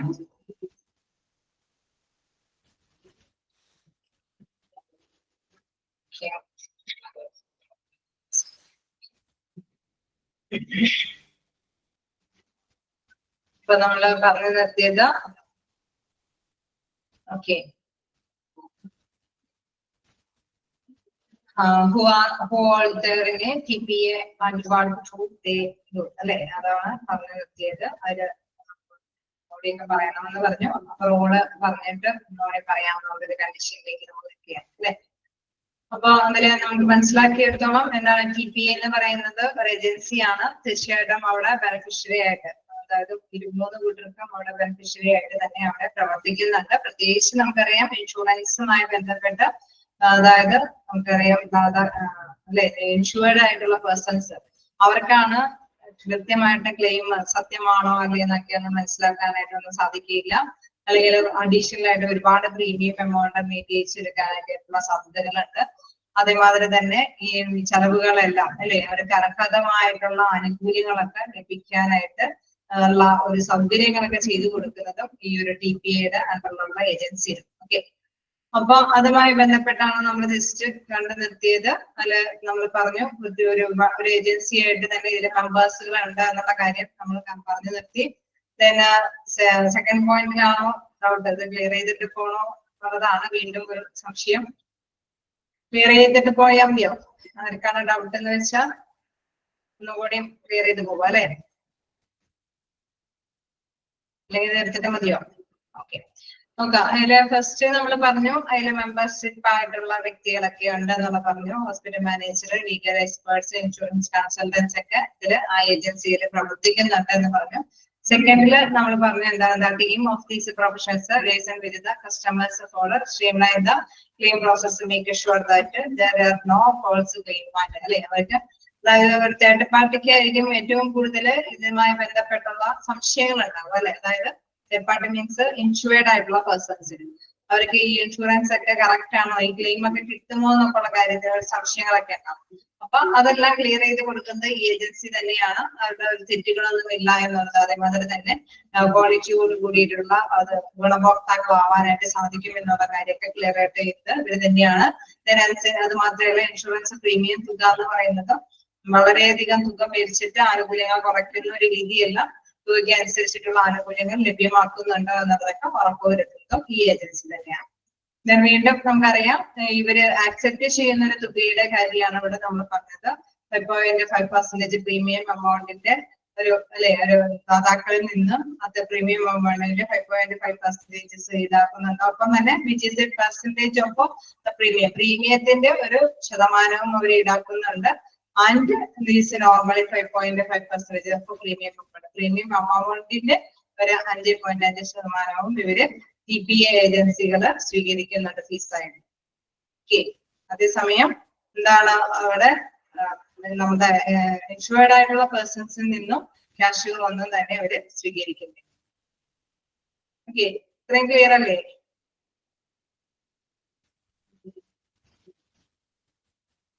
ആണോ? ഓക്കെ, ഇനി നെക്സ്റ്റ് നമുക്ക് നോക്കാനുള്ളത് ഇത് തന്നെ. What is the role of TPA in health insurance? Health ഇൻഷുറൻസിൽ അവരുടെ പങ്ക് എന്താന്നുള്ള കാര്യമാണ്, ഫങ്ഷൻസ്, അവരുടെ പ്രവർത്തനം എന്താന്നുള്ളതാണ്. The role of TPA in health insurance can be understood by the following points. ഇവിടെ ഹെൽത്ത് ഇൻഷുറൻസിൽ കുറച്ച് പോയിന്റ്സ് ഇതുമായി ബന്ധപ്പെട്ടുള്ള കുറച്ച് കാര്യങ്ങളാണ് നമുക്ക് ഇനി ഡിസ്കസ് ചെയ്യാനുള്ളത്. ഫസ്റ്റ് വൺ പറയുന്നത് connection between insured company and policy holder അല്ലെ. അവിടെ കൃത്യമായിട്ട് TPAയുടെ പങ്കില് ഫസ്റ്റ് പറയുന്നത് എന്താന്ന് വെച്ചാൽ അവിടെ എന്താണ് ഒരു കണക്ഷൻ വരുന്നുണ്ട് അല്ലെ, പോളിസി ഹോൾഡറും അതേമാതിരി തന്നെ ഇൻഷുറൻസ് കമ്പനിയും തമ്മിലുള്ള ഒരു ബന്ധം അല്ലെ. അത് അതിന്റെ ഇടനിലക്കാരനായിട്ടാണ് ആര് പ്രവർത്തിക്കുന്നത്? TPA ഏജൻസി പ്രവർത്തിക്കുന്നത്. The policy holder means the TPA in most of the hospitalization claim cases അല്ലെ. അവിടെ തീർച്ചയായിട്ടും എന്താണ് പോളിസി ഹോൾഡർ TPA-യുമായിട്ട് അല്ലെ ഹോസ്പിറ്റലൈസേഷൻ ക്ലെയിമുകളുമായി ബന്ധപ്പെട്ട് വരുന്ന കേസുകളിലെല്ലാം ഇവർ തന്നെയാണ് അത് മീറ്റ് ചെയ്ത് കൈകാര്യം ചെയ്തു പോകുന്നത്. The TPA provides the policy holder with the unique identification number and ID card which will help in claim settlement. അതായത് ക്ലെയിം സെറ്റിൽമെന്റ് ചെയ്ത് കൊടുക്കാൻ വേണ്ടിയിട്ട് ഒരു യൂണിക് ആയിട്ടുള്ള ഒരു ഐഡന്റിഫിക്കേഷൻ നമ്പർ ആർക്ക് പ്രൊവൈഡ് ചെയ്യുന്നു? പോളിസി ഹോൾഡർക്ക് പ്രൊവൈഡ് ചെയ്യുന്നു.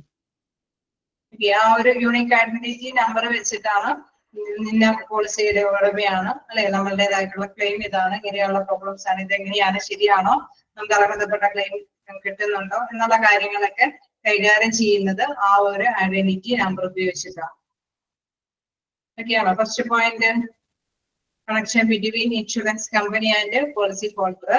ആദ്യം തന്നെ അല്ലെ അവരുടെ ഇടയിലായിട്ട് പ്രവർത്തിക്കുന്ന ഒരു ഏജൻസിയാണ് TPA എന്ന് പറയുന്നത്.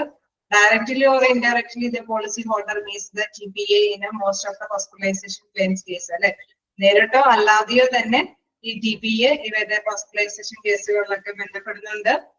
പോളിസി ഹോൾഡറിന് എന്താണ് പ്രധാനമായിട്ട് ഒരു യൂണിക് ഐഡന്റിഫിക്കേഷൻ നമ്പർ നൽകുന്നുണ്ട്. അത് വെച്ചിട്ടാണ് അവരുടെ ക്ലെയിം സെറ്റിൽമെന്റ് ഒക്കെ നടത്തുന്നത്. ഓക്കെ അല്ലേ? ഓക്കെയാണോ? നെക്സ്റ്റ് പോയിന്റ് നോക്കുകയാണെങ്കിൽ റെക്കോർഡ് മെയിൻ്റെനൻസ്. നമുക്കറിയാം ക്ലെയിംസ് ഒക്കെ ആയിട്ട് വരുമ്പോൾ അവരുടെ റെക്കോർഡുകൾ എന്തൊക്കെയാണോ വേണ്ടതെന്നൊന്നും എല്ലാവർക്കും അറിയണമെന്നില്ല അല്ലെ. ഹോസ്പിറ്റലുമായി ബന്ധപ്പെട്ട് വരുമ്പോൾ അതിൻ്റെതായ ട്രീറ്റ്മെന്റും കാര്യങ്ങളിലേക്ക് നടക്കുന്ന അതിന്റെ ഇടയിൽ ഇൻഷുറൻസിൻ്റെതായിട്ടുള്ള ഡീറ്റെയിൽസിനെ കുറിച്ചിട്ടൊന്നും ചിലപ്പോ ഈ പോളിസി ഹോൾഡറിനൊന്നും കൃത്യമായിട്ടുള്ള അവയർനെസ് കിട്ടണമെന്നില്ല അല്ലെ. അപ്പൊ അതുമായി ബന്ധപ്പെട്ടും ഇവര് ഒരു ഏജൻസി പ്രവർത്തിക്കുന്നുണ്ട്. ഈ agency record maintenance TPA aids in maintaining necessary records related to policy holders when they are admitted as a patient. Patient ആയിട്ട് അഡ്മിഷൻ വരുമ്പോൾ, ഹോസ്പിറ്റൽ അഡ്മിഷൻ വരുമ്പോൾ പോളിസി ഹോൾഡർ ഏതൊക്കെ റെക്കോർഡ്സുകളൊക്കെ കൈകാര്യം ചെയ്യണമെന്നുള്ള കാര്യത്തെ കുറിച്ചുള്ള ഒരു സഹായം കൈകാര്യം ചെയ്ത് കൊടുക്കുന്നത് അല്ലെ. അവിടെ ഹെൽപ്പ് ചെയ്യുന്നത് ആരാണ്? TPA ആണ്. ശരിയാണോ? എന്താണ് TPA എന്ന് പറയുന്നത്? എന്താണ് TPA എന്ന് പറയുന്നത്? അർദ്ധവയോ?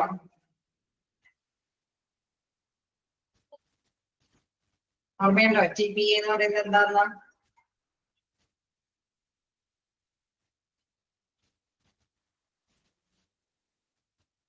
അർദ്ധവയോ TPA?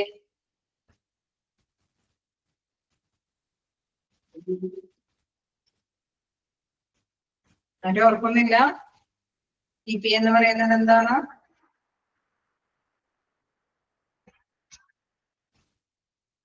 നേരത്തെ നിങ്ങൾ കൃത്യമായിട്ട് മെസ്സേജ് ഒക്കെ അയച്ചതാണല്ലോ. Okay. Third party agency, third party administrator. Okay. Third party agency എന്നല്ല, തേർഡ് പാർട്ടി അഡ്മിനിസ്ട്രേറ്റർ ആണ്. അതൊരു ഏജൻസി ആയിട്ടും ഓർഗനൈസേഷൻ ആയിട്ടൊക്കെയാണ് നിലകൊണ്ടത് അല്ലെ.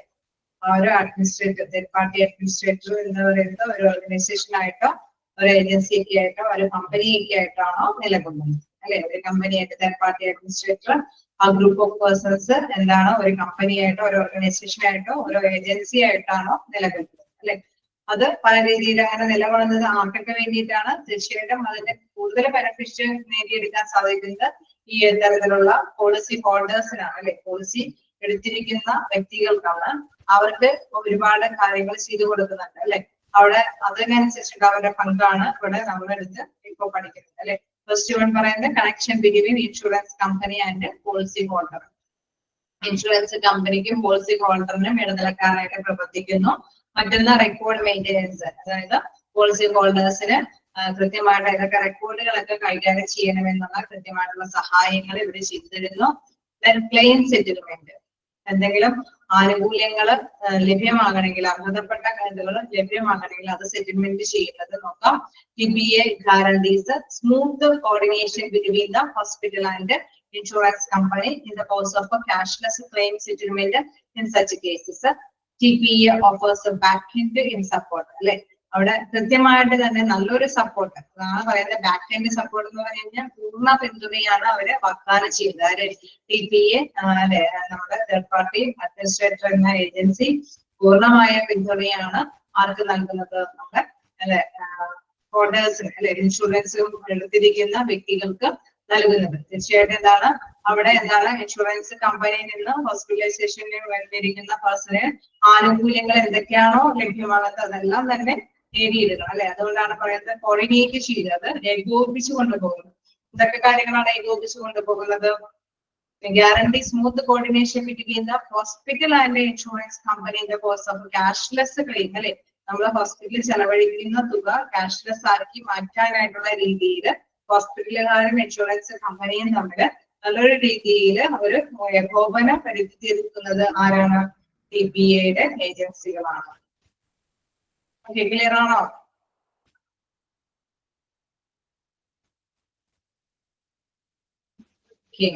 വീണ്ടും എന്താണ് അടുത്ത പോയിന്റ്? Full time support. അതായത് ഫുൾ ടൈം സപ്പോർട്ട് എന്ന് പറയുമ്പോൾ അവർക്ക് അല്ലെ എവിടെയെങ്കിലും ഒരു പ്രോബ്ലംസ് ഒരു കൺഫ്യൂഷൻ ഉണ്ടെങ്കിൽ അതെല്ലാം സപ്പോർട്ട് ചെയ്ത് കൊടുക്കും അല്ലെ. അതെല്ലാം ഏത് സമയത്തും നമുക്ക് ഇവരുടെ സേവനം ലഭ്യമാക്കിയെടുക്കാനായിട്ട് സാധിക്കും അല്ലെ. എന്താ പറയുന്നത്? Most of the TPAs have 24/7 അല്ലെ. അതായത് 24 മണിക്കൂറും സേവനം അവിടെ കാഴ്ചവെക്കുന്നുണ്ട്. Customer support system in which the policy holders can raise their enquiries and get feedbacks.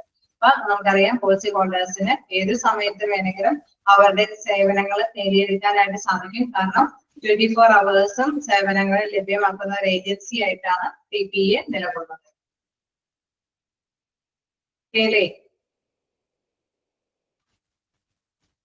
In case ചോദ്യങ്ങൾ വരാം. ബാക്കിന്റെ സപ്പോർട്ടർ എന്ന് വിശേഷിപ്പിക്കുന്നത് ആരാണ് അല്ലെ.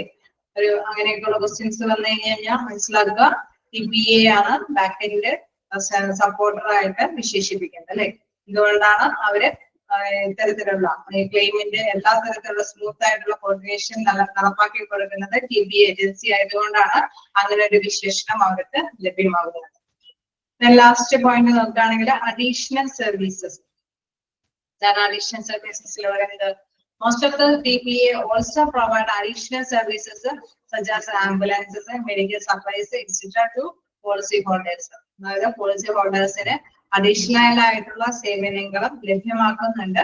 അതായത് ആംബുലൻസ് സർവീസുകളോ മെഡിക്കൽ സപ്ലൈസോ അല്ലെ എന്തെങ്കിലും മെഡിസിൻസും കാര്യങ്ങളൊക്കെ സപ്ലൈ ചെയ്ത് കൊടുക്കുന്നതും ഈ ഏജൻസിയുടെ സാഹചര്യത്തോട് കൂടിയിട്ട് ലഭ്യമാക്കി കൊടുക്കുന്നുണ്ട് എന്നുള്ളതാണ് ഇവിടെ എടുത്ത് പറയുന്നത്. ഓക്കെ, അപ്പൊ പോളിസി ഹോൾഡേഴ്സിന് ഒരുപാട് സേവനങ്ങൾ ആര് ലഭ്യമാക്കുന്നുണ്ട്? ഈ TPA ഏജൻസികൾ ലഭ്യമാക്കുന്നുണ്ട്. ഓക്കെയാണോ?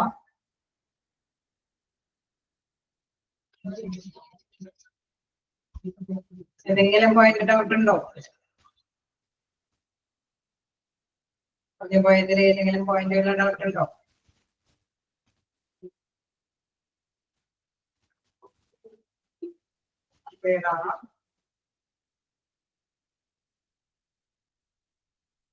അതുപോലെ തന്നെ നമ്മൾ നേരത്തെ പറഞ്ഞ മാതിരി തന്നെ പ്രൈവറ്റ് ഇൻഷുറൻസ് പോലെ തന്നെ ഇവിടെ തേർഡ് പാർട്ടി അഡ്മിനിസ്ട്രേറ്റീവ് ആയിട്ടുള്ള പല ഏജൻസികളും ഉണ്ട്. അതിന്റെ കുറച്ച് പോയിന്റ് ക്ലെയിം സെറ്റിൽമെന്റ് നോക്കാം. TPA guarantees smooth coordination between the hospital and insurance company in the course of a cashless claim settlement.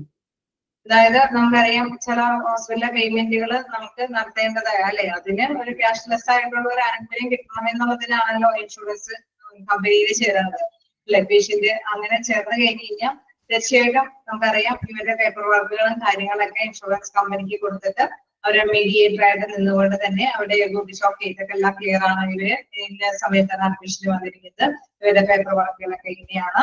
അപ്പൊ കൃത്യമായിട്ട് തന്നെ അവരുടെ നമ്പർ ID നമ്പർ വെച്ചിട്ട് തന്നെയായിരിക്കും ഇൻഷുറൻസ് കമ്പനിയുമായിട്ട് അവരെ മീഡിയേറ്റർ ആയിട്ട് പ്രവർത്തിക്കുന്നത്. തീർച്ചയായിട്ടും എന്താണ് അതിനനുസരിച്ച് അവർക്ക് കേഷ്ലെസ് ആയിട്ടുള്ള ട്രീറ്റ്മെന്റ് പ്രൊവൈഡ് ചെയ്യുന്നു. ഓക്കെ, അപ്പൊ അവിടെ എന്താണ് ക്ലെയിം സെറ്റിൽമെന്റ് ചെയ്യുന്നതിന്റെ മീഡിയേറ്റർ ആയിട്ട് ആരാ പ്രവർത്തിക്കുന്നത്? TPA ആണ്. ക്ലിയർ ആണോ? അതുകൊണ്ട് തന്നെ പറയുന്നത് TPA offer back end in support എന്ന് പറഞ്ഞാൽ എന്താണ് ഫുള്ളായിട്ട് അല്ലെ പിന്തുണ, പൂർണ്ണ പിന്തുണയാണ് അവിടെ വാഗ്ദാനം ചെയ്യുന്നത്.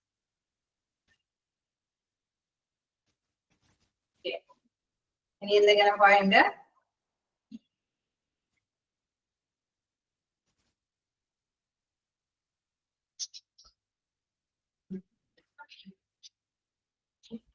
ഓക്കെ, നേരത്തെ നമ്മളെ ഇൻഷുറൻസ് പ്രൈവറ്റ് ഇൻഷുറൻസ് കമ്പനികളുടെ കുറച്ച് എക്സാമ്പിൾ കണ്ട പോലെ തന്നെ ഇവിടെയും കുറച്ച് എക്സാമ്പിളുകളൊക്കെ അപ്പോൾ നമുക്ക് third party administrator operating in India, ഇന്ത്യയിലുള്ള കുറച്ച് എക്സാമ്പിളുകളാണ്. യുണൈറ്റഡ് ഹെൽത്ത് അല്ലെ TPA പ്രൈവറ്റ് ലിമിറ്റഡ്. ഓക്കെ, ഇതാണ് യുണൈറ്റഡ് ഹെൽത്ത് കെയർ പഴയക്ക് TPA പ്രൈവറ്റ് ലിമിറ്റഡ്. ഇപ്പൊ നമ്മൾ മനസ്സിലാക്കുക, ഇൻഷുറൻസ് കമ്പനി വേറെ TPA വേറെ അല്ലെ. ഇൻഷുറൻസ് കമ്പനിയുടെ ഇടനിലക്കാരനായിട്ടാണ് TPA പ്രവർത്തിക്കുന്നത്. Medical assist India TPA private limited. MD India health care TPA service private limited. Paramount health service and insurance TPA private limited. Meditech TPA service limited. Heritage health TPA private limited. Focus health care service TPA private limited. Medicare TPA service private limited.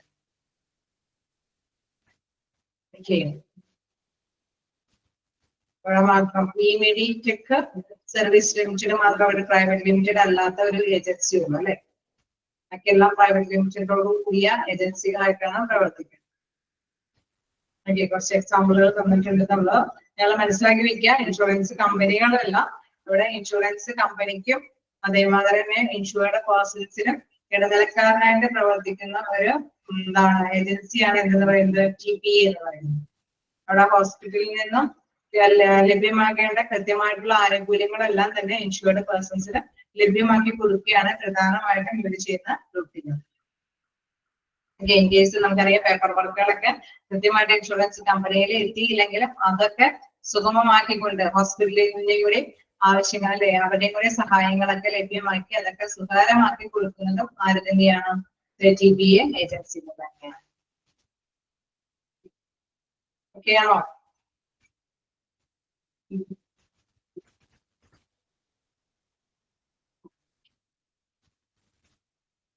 Yeah.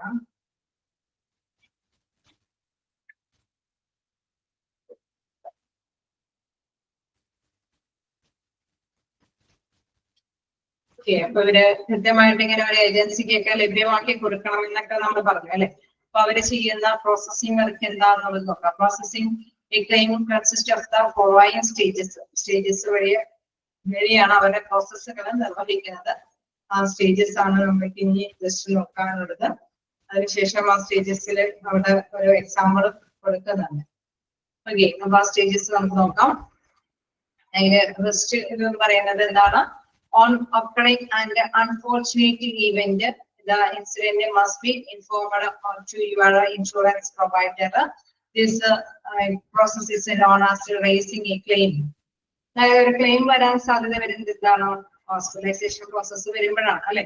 Hospitalisation വരുമ്പോൾ നമുക്കറിയാം അവിടെ കൃത്യമായിട്ട് തന്നെ അവര് ആ ഒരു incident എന്താണ് സംഭവം എന്നുള്ളത് ഇൻഫോം ചെയ്യണം.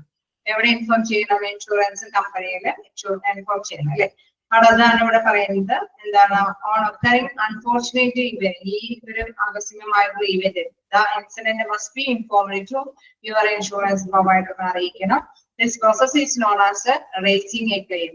ഈ പ്രോസസ്സിനെയാണ് നമ്മൾ ഇത് പറയുന്നത് റേസിംഗ് എ ക്ലെയിം എന്ന് വിശേഷിപ്പിക്കുന്നത്. അതായത് നമ്മൾ അറിയിക്കണം. ആ അറിയിക്കുന്ന പ്രോസസ്സിനെ പറയുന്ന പേരാണ് raising a claim. Okay, clear ആണോ? കേസ് ചോദിക്കാം അല്ലെ. റേസിംഗ് എ ക്ലെയിം എന്നുള്ള രീതിയിൽ ചോദിക്കാം. അല്ലെങ്കിൽ on occurring and unfortunate event the incident must be informed to your insurance provider. This is called അല്ലെ ഡാഷ് എന്നൊക്കെയുള്ള രീതിയിൽ സിമ്പിൾ ആയിട്ടൊക്കെ ചോദിക്കാം. ഓക്കെ, അപ്പൊ അത് മനസ്സിലാക്കി വെക്കാം. Then filing a claim involves the filling up claim forms on the insurer's website or a branch office. Okay, നമ്മളിപ്പോ എന്താണ് അവിടെ ഈ ഒരു വെബ്സൈറ്റിൽ ഈ ക്ലെയിം ഫയൽ ചെയ്യാം അല്ലെ. കൃത്യമായിട്ട് തന്നെ ഫില്ലപ്പ് ചെയ്ത് കാര്യങ്ങളെല്ലാം അല്ലെ. Claim involves fill up claims claim ഫോമുകളൊക്കെ ഫില്ലപ്പ് ചെയ്ത് ഓൺ ദ ഇൻഷുറേഴ്സ് വെബ്സൈറ്റിൽ കയറി ഈ ഒരു ഫോമുകളൊക്കെ ഫില്ലപ്പ് ചെയ്ത് എന്താണ് അത് ബ്രാഞ്ച് ഓഫീസിലേക്ക് അയക്കുക. അതായത് നമുക്കറിയാം നമുക്ക് എവിടേക്കാണ് അയക്കേണ്ടത് അവിടേക്ക് ഫില്ലപ്പ് ചെയ്ത് കാര്യങ്ങളെല്ലാം അയക്കുക. Documents that support the authenticity of the claim must also be submitted. അറിയാം, അധികാരികത അവിടെ വെളിപ്പെടുത്തണം അല്ലെ. ഇത് സത്യമാണോ അല്ലയോ എന്ന് വെളിപ്പെടുത്തണം. നമുക്കറിയാം ഫിസിഷ്യന്റെ ഒക്കെ സിഗ്നേച്ചറിനോട് കൂടിയിട്ടുള്ള ലെറ്ററൊക്കെ അതിന് ആവശ്യമായിട്ട് വരും. അങ്ങനെ ഒരു സത്യാവസ്ഥയോട് കൂടിയിട്ടായിരിക്കണം ഈ ക്ലെയിമിന് അർഹതപ്പെടാനായിട്ട് പാടുള്ളൂ അല്ലെ. അപ്പൊ അങ്ങനെയുള്ള ഡോക്യുമെന്റ് വർക്കുകൾ ചെയ്യേണ്ടതായിട്ട് വരും. അപ്പൊ ആ ഒരു പ്രോസസ്സിങ്ങും എന്താണ് TPA അണ്ടർ തന്നെ നിർവഹിക്കും. Then the insurance provider reviews the claim, evaluating its validity. Okay, അവരെന്ത് ചെയ്യും? തീർച്ചയായിട്ടും നമുക്ക് കിട്ടുന്ന അവർക്ക് കിട്ടുന്ന ഇൻഷുറൻസ് കമ്പനിക്ക് കിട്ടുന്ന ആ ഒരു ക്ലെയിം കാര്യങ്ങളെ കുറിച്ചിട്ടൊക്കെ അവര് അവലോകനം ചെയ്യും. അതിന്റെ വാലിഡിറ്റി ഒക്കെ അതിന്റെ കാലാവധി കാര്യങ്ങളെ കുറിച്ചിട്ടൊക്കെ അവര് വിലയിരുത്തും. Then if it fulfills the terms and conditions stated in your policy, the insurer approves the claim. Okay, നമുക്കറിയാം അത് ക്ലെയിം ഓക്കെ ആണ് അല്ലെ, എങ്കിൽ വലിയ പ്രശ്നങ്ങളൊന്നും ഇല്ല എങ്കിൽ അത് പറഞ്ഞ കാര്യങ്ങളൊക്കെ ശരിയാണ്, കൃത്യമായിട്ടുള്ള ഐഡന്റിഫിക്കേഷൻ ഉണ്ട്, കാലാവധിയൊക്കെ ഓക്കെ ആണെങ്കിൽ അവരെന്ത് ചെയ്യും? ആ ക്ലെയിം അപ്രൂവ് ചെയ്യാന്നുള്ള അത് അംഗീകരിക്കാന്നുള്ള ഘട്ടത്തിലേക്ക് എത്തുന്നു ആര്? Insurance company. Then once approved, the insurance company will pay the benefits stated in your policy document. Then for life insurance claims, your beneficiary receives the payout.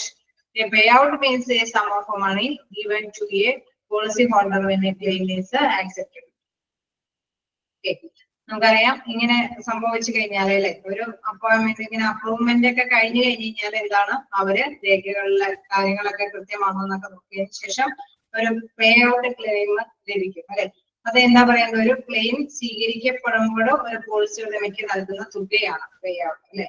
ഒരു ക്ലെയിം സ്വീകരിക്കപ്പെടുമ്പോൾ പോളിസി ഉടമയ്ക്ക് നൽകുന്ന തുകയാണ് എന്തെന്ന് പറയുന്നത്? പേ ഔട്ട് തുക എന്ന് പറയുന്നത്. അവര് സത്യാവസ്ഥ മനസ്സിലാക്കി കഴിയുമ്പോൾ ഓക്കെ ആണെന്ന് മനസ്സിലായാൽ തീർച്ചയായിട്ടും എന്താണ് അവര് പോളിസി ഹോൾഡറിന് കൃത്യമായിട്ടുള്ള ഒരു തുക നൽകും. അതിനെ ആ പറയുന്ന ഒരു തുകയാണ് പേ ഔട്ട് തുക എന്ന് പറയുന്നത്.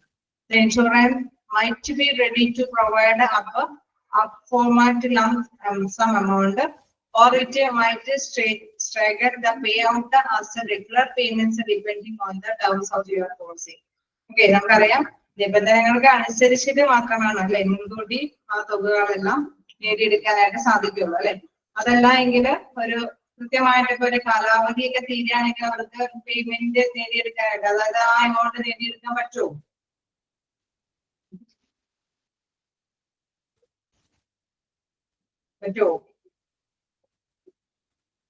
ഇല്ല അല്ലെ. അപ്പൊ അതുകൊണ്ട് തന്നെ നിബന്ധനകൾക്ക് അനുസരിച്ച് മുൻകൂട്ടി ഒരു തുക നേടിയെടുക്കാം അല്ലെ. അത് ഒരു മുൻകൂർ തുക തരാനായിട്ട് പറ്റും. അതല്ല എങ്കിൽ പതിമൂന്ന് പേയ്മെന്റുകൾ അവര് സമ്മതിച്ചേക്കാം അല്ലെ, അവര് സ്റ്റക്ക് ചെയ്ത് വെക്കും അല്ലെ. അവര് നിബന്ധനകളല്ല എങ്കിൽ തീർച്ചയായിട്ടും അവർക്ക് ആ ലംസം എമൗണ്ട് ലഭ്യമാക്കി കൊടുക്കാനായിട്ട് സാധിക്കില്ല. അതാണ് പറയുന്നത് once approved the insurance company will pay the benefit state the your policy document. For life insurance claims, your beneficiary receive the payout. A payout means the sum of money given to a policy holder when a claim accepted. നമ്മളത് payout amount-ലേക്ക് വരുന്നു.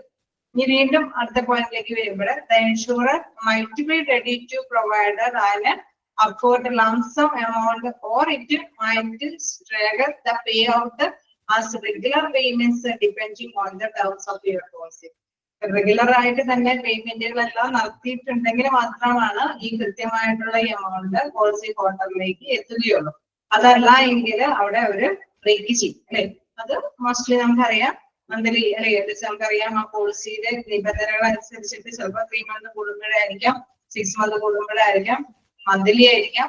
ആ പേയ്മെന്റുകൾ എങ്ങനെയാണോ അതനുസരിച്ചിട്ട് കൃത്യമായിട്ട് അവർ provide ചെയ്തിട്ടുണ്ടെങ്കിൽ മാത്രമാണ് എന്താണ് insurance കമ്പനിയും തിരിച്ചും കൃത്യമായിട്ട് ക്ലെയിമിന് അനുസരിച്ചിട്ടുള്ള എമൗണ്ടുകൾ പേ ചെയ്യുള്ളൂ.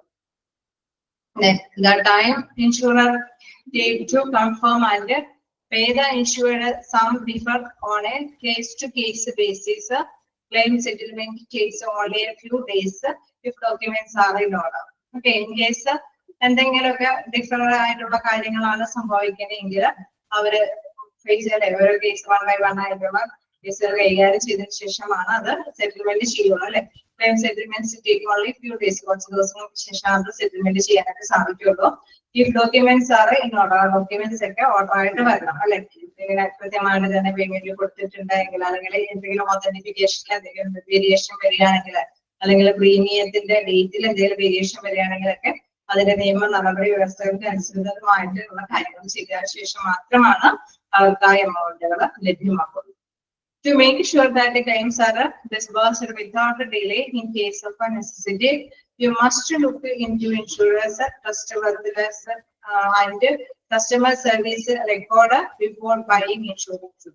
Okay, തീർച്ചയായിട്ടും എന്താണ് നിബന്ധനകൾക്ക് അനുസരിച്ചിട്ട് തന്നെയാണ് ഇത് കൊടുക്കേണ്ടത് അല്ലെ. ഇൻ കേസ് അവർക്ക് നിബന്ധനകൾ ഇല്ല എങ്കിൽ തീർച്ചയായിട്ടും നമുക്കത് ചെയ്യാനായിട്ട് സാധിക്കും അല്ലെ. ഇൻഷുറൻസ് ചെയ്ത തുക സ്വീകരിക്കാനും അടയ്ക്കാനും അതേമാതിരി തന്നെ ഇൻഷുർ എടുക്കുന്ന സമയം ഓരോ കേസിലും വ്യത്യാസപ്പെടും അല്ലെ. ഓരോ ഇതിനനുസരിച്ചിട്ട് വ്യത്യാസമുണ്ട്. നമ്മൾ പറഞ്ഞിരുന്നു 1 month ഉള്ളതുണ്ട്, 3 month ഉള്ളതുണ്ട് അല്ലെ. വ്യത്യസ്ത തരത്തിലുള്ളതുണ്ട് അല്ലെ. രേഖകളാണെങ്കിൽ ക്രമത്തിലാണെങ്കിൽ കൃത്യമായിട്ട് നമുക്ക് ക്ലെയിം ലഭ്യമാക്കും. അല്ലെങ്കിൽ കുറച്ച് ദിവസത്തിന്റെ ഡിലേ എടുത്തതിന് ശേഷമാണ് ക്ലെയിമുകൾ ലഭ്യമാക്കാനായിട്ട് സാധിക്കുകയുള്ളൂ. അതല്ല എങ്കിൽ കൃത്യമായിട്ട് തന്നെ കാര്യങ്ങൾ കൃത്യമായിട്ട് തന്നെ അവർക്ക് ലഭ്യമാക്കി കൊടുക്കും എന്നുള്ളതാണ് ഇവിടെ എടുത്തു പറയുന്നത്. ഇനി വീണ്ടും എന്താണ്, ഇൻഷുറൻസ് വാങ്ങുന്നതിന് മുമ്പ് ഇൻഷുറൻസിന്റെ വിശ്വസ്തതയും ഉപഭോക്താക്കളുടെ സേവന രേഖയും പരിശോധിക്കേണ്ടതുണ്ട് അല്ലെ. കൃത്യമായിട്ട് തുക ലഭ്യമാക്കുമ്പോൾ അവര് ഓക്കെ പറഞ്ഞ രീതി അനുസരിച്ചിട്ട് തന്നെയാണോ തന്നിരിക്കുന്നത്, അവർക്ക് കുറഞ്ഞ ഡേറ്റിനുള്ളിൽ തന്നെയാണോ അല്ലെങ്കിൽ ഫുൾ എമൗണ്ട് ലഭ്യമായിട്ടുണ്ടോ എന്നൊക്കെ ഉറപ്പ് വരുത്തിയതിനു ശേഷം മാത്രമാണ് എന്തായ തരത്തിലുള്ള തുകയൊക്കെ പേ പറ്റാനായിട്ട് പാടുള്ളൂ. ഓക്കെ, എനിവേ ഇനി നെക്സ്റ്റ് നോക്കുകയാണെങ്കിൽ nevertheless, if it is necessary that you must reveal all details about your health and lifestyle habits your insurer. When you buy insurance, the insurer can reject claims on your policy if you can conceal or mistake any fact. അതായത് തീർച്ചയായിട്ടും ആരോഗ്യകരമായിട്ടുള്ള കാര്യമാണ് അല്ലെ. ഇപ്പൊ എന്തെങ്കിലുമൊക്കെ ഇറവ് സംഭവിക്കാനായിട്ടുള്ള സാധ്യതയുമുണ്ട് അല്ലെ. നമ്മളിപ്പോ health insurance ഒക്കെ കൊടുക്കുമ്പോൾ അതിന്റെ ഔതന്റിഫിക്കേഷൻ ഒക്കെ കൃത്യമായിരിക്കും. ചിലപ്പോൾ സൂയിസൈഡുമായി നമ്മൾ കണ്ടിരുന്നല്ലേ, സൂയിസൈഡുമായിട്ടുള്ള ബന്ധപ്പെട്ട കാര്യങ്ങളൊക്കെ വരികയാണെങ്കിൽ ഇൻഷുറൻസ് ആനുകൂല്യം നേടിയെടുക്കാനായിട്ട് സാധിക്കില്ല അല്ലെ. ശരിയല്ലേ?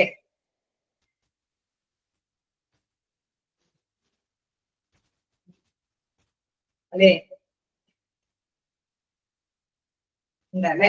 അപ്പൊ അവിടെ എന്താണ്, തീർച്ചയായിട്ടും അതെല്ലാം തെറ്റിദ്ധരിക്കാനൊക്കെ ആയിട്ടുള്ള സാധ്യതകളുണ്ട്. അതുകൊണ്ട് തന്നെ അവിടെ പറയുന്നത് എന്നിരുന്നാലും ചില കാര്യങ്ങളിലെല്ലാം തെറ്റിദ്ധാരണകളൊക്കെ വരാനായിട്ടുള്ള സാധ്യതകളുണ്ട് അല്ലെ. അങ്ങനെയാണെങ്കിൽ ആ വസ്തുതകളൊക്കെ കൃത്യമായിട്ട് പരിശോധിച്ചതിന് ശേഷമാണ് അവർക്ക് ആ ഒരു നിബന്ധനകളൊക്കെ അല്ലെ അത് വേണമെങ്കിൽ ക്ലെയിം നിരസിക്കാനായിട്ട് സാധ്യതകളുണ്ട്. വസ്തുതകൾ പരിശോധിക്കുമ്പോൾ എന്തെങ്കിലുമൊക്കെ ക്ലെയിം നിരസിച്ചു പോകാനായിട്ടുള്ള സാധ്യതകളും അവിടെ വരുന്നുണ്ട്.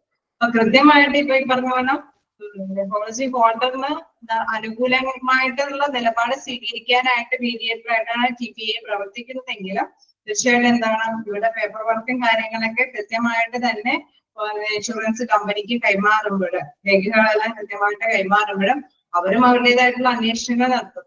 തീർച്ചയായിട്ടും ഈ അന്വേഷണങ്ങൾ നടത്തുമ്പോൾ എന്തെങ്കിലും മിസ്റ്റേക്കുകൾ കണ്ടെത്താണെങ്കിൽ എന്താണ് അവരതൊന്ന് ഒരു കുറച്ചു കാലത്തേക്ക് ചിലപ്പോൾ നീട്ടി വെക്കും. എന്നിട്ട് അവരുടേതായിട്ടുള്ള കൃത്യമായിട്ടുള്ള അന്വേഷണങ്ങൾക്ക് ശേഷം സത്യമായ സത്യാവസ്ഥയൊക്കെ ശരിയാണെങ്കിൽ മാത്രമാണ് ഇൻഷുറൻസ് കമ്പനിയും കൃത്യമായിട്ടുള്ള തുകകളെല്ലാം എന്താണ് ഇൻഷുറർക്ക് ലഭ്യമാക്കി കൊടുക്കുകയുള്ളൂ, ഇൻഷുർഡ് പേഴ്സണെ ലഭ്യമാക്കി കൊടുക്കുകയുള്ളൂ. ഓക്കെയാണോ? ഇൻഷുററും ഇൻഷുർഡ് ഒന്നും മാറിപ്പോകരുത്. ഇൻഷുറർ എന്ന് പറയുമ്പോൾ എന്താണ് ഇൻഷുറൻസ് കമ്പനി, ഇൻഷുർഡ് എന്ന് പറയുമ്പോൾ പോളിസി ഹോൾഡർ. ഓക്കെ,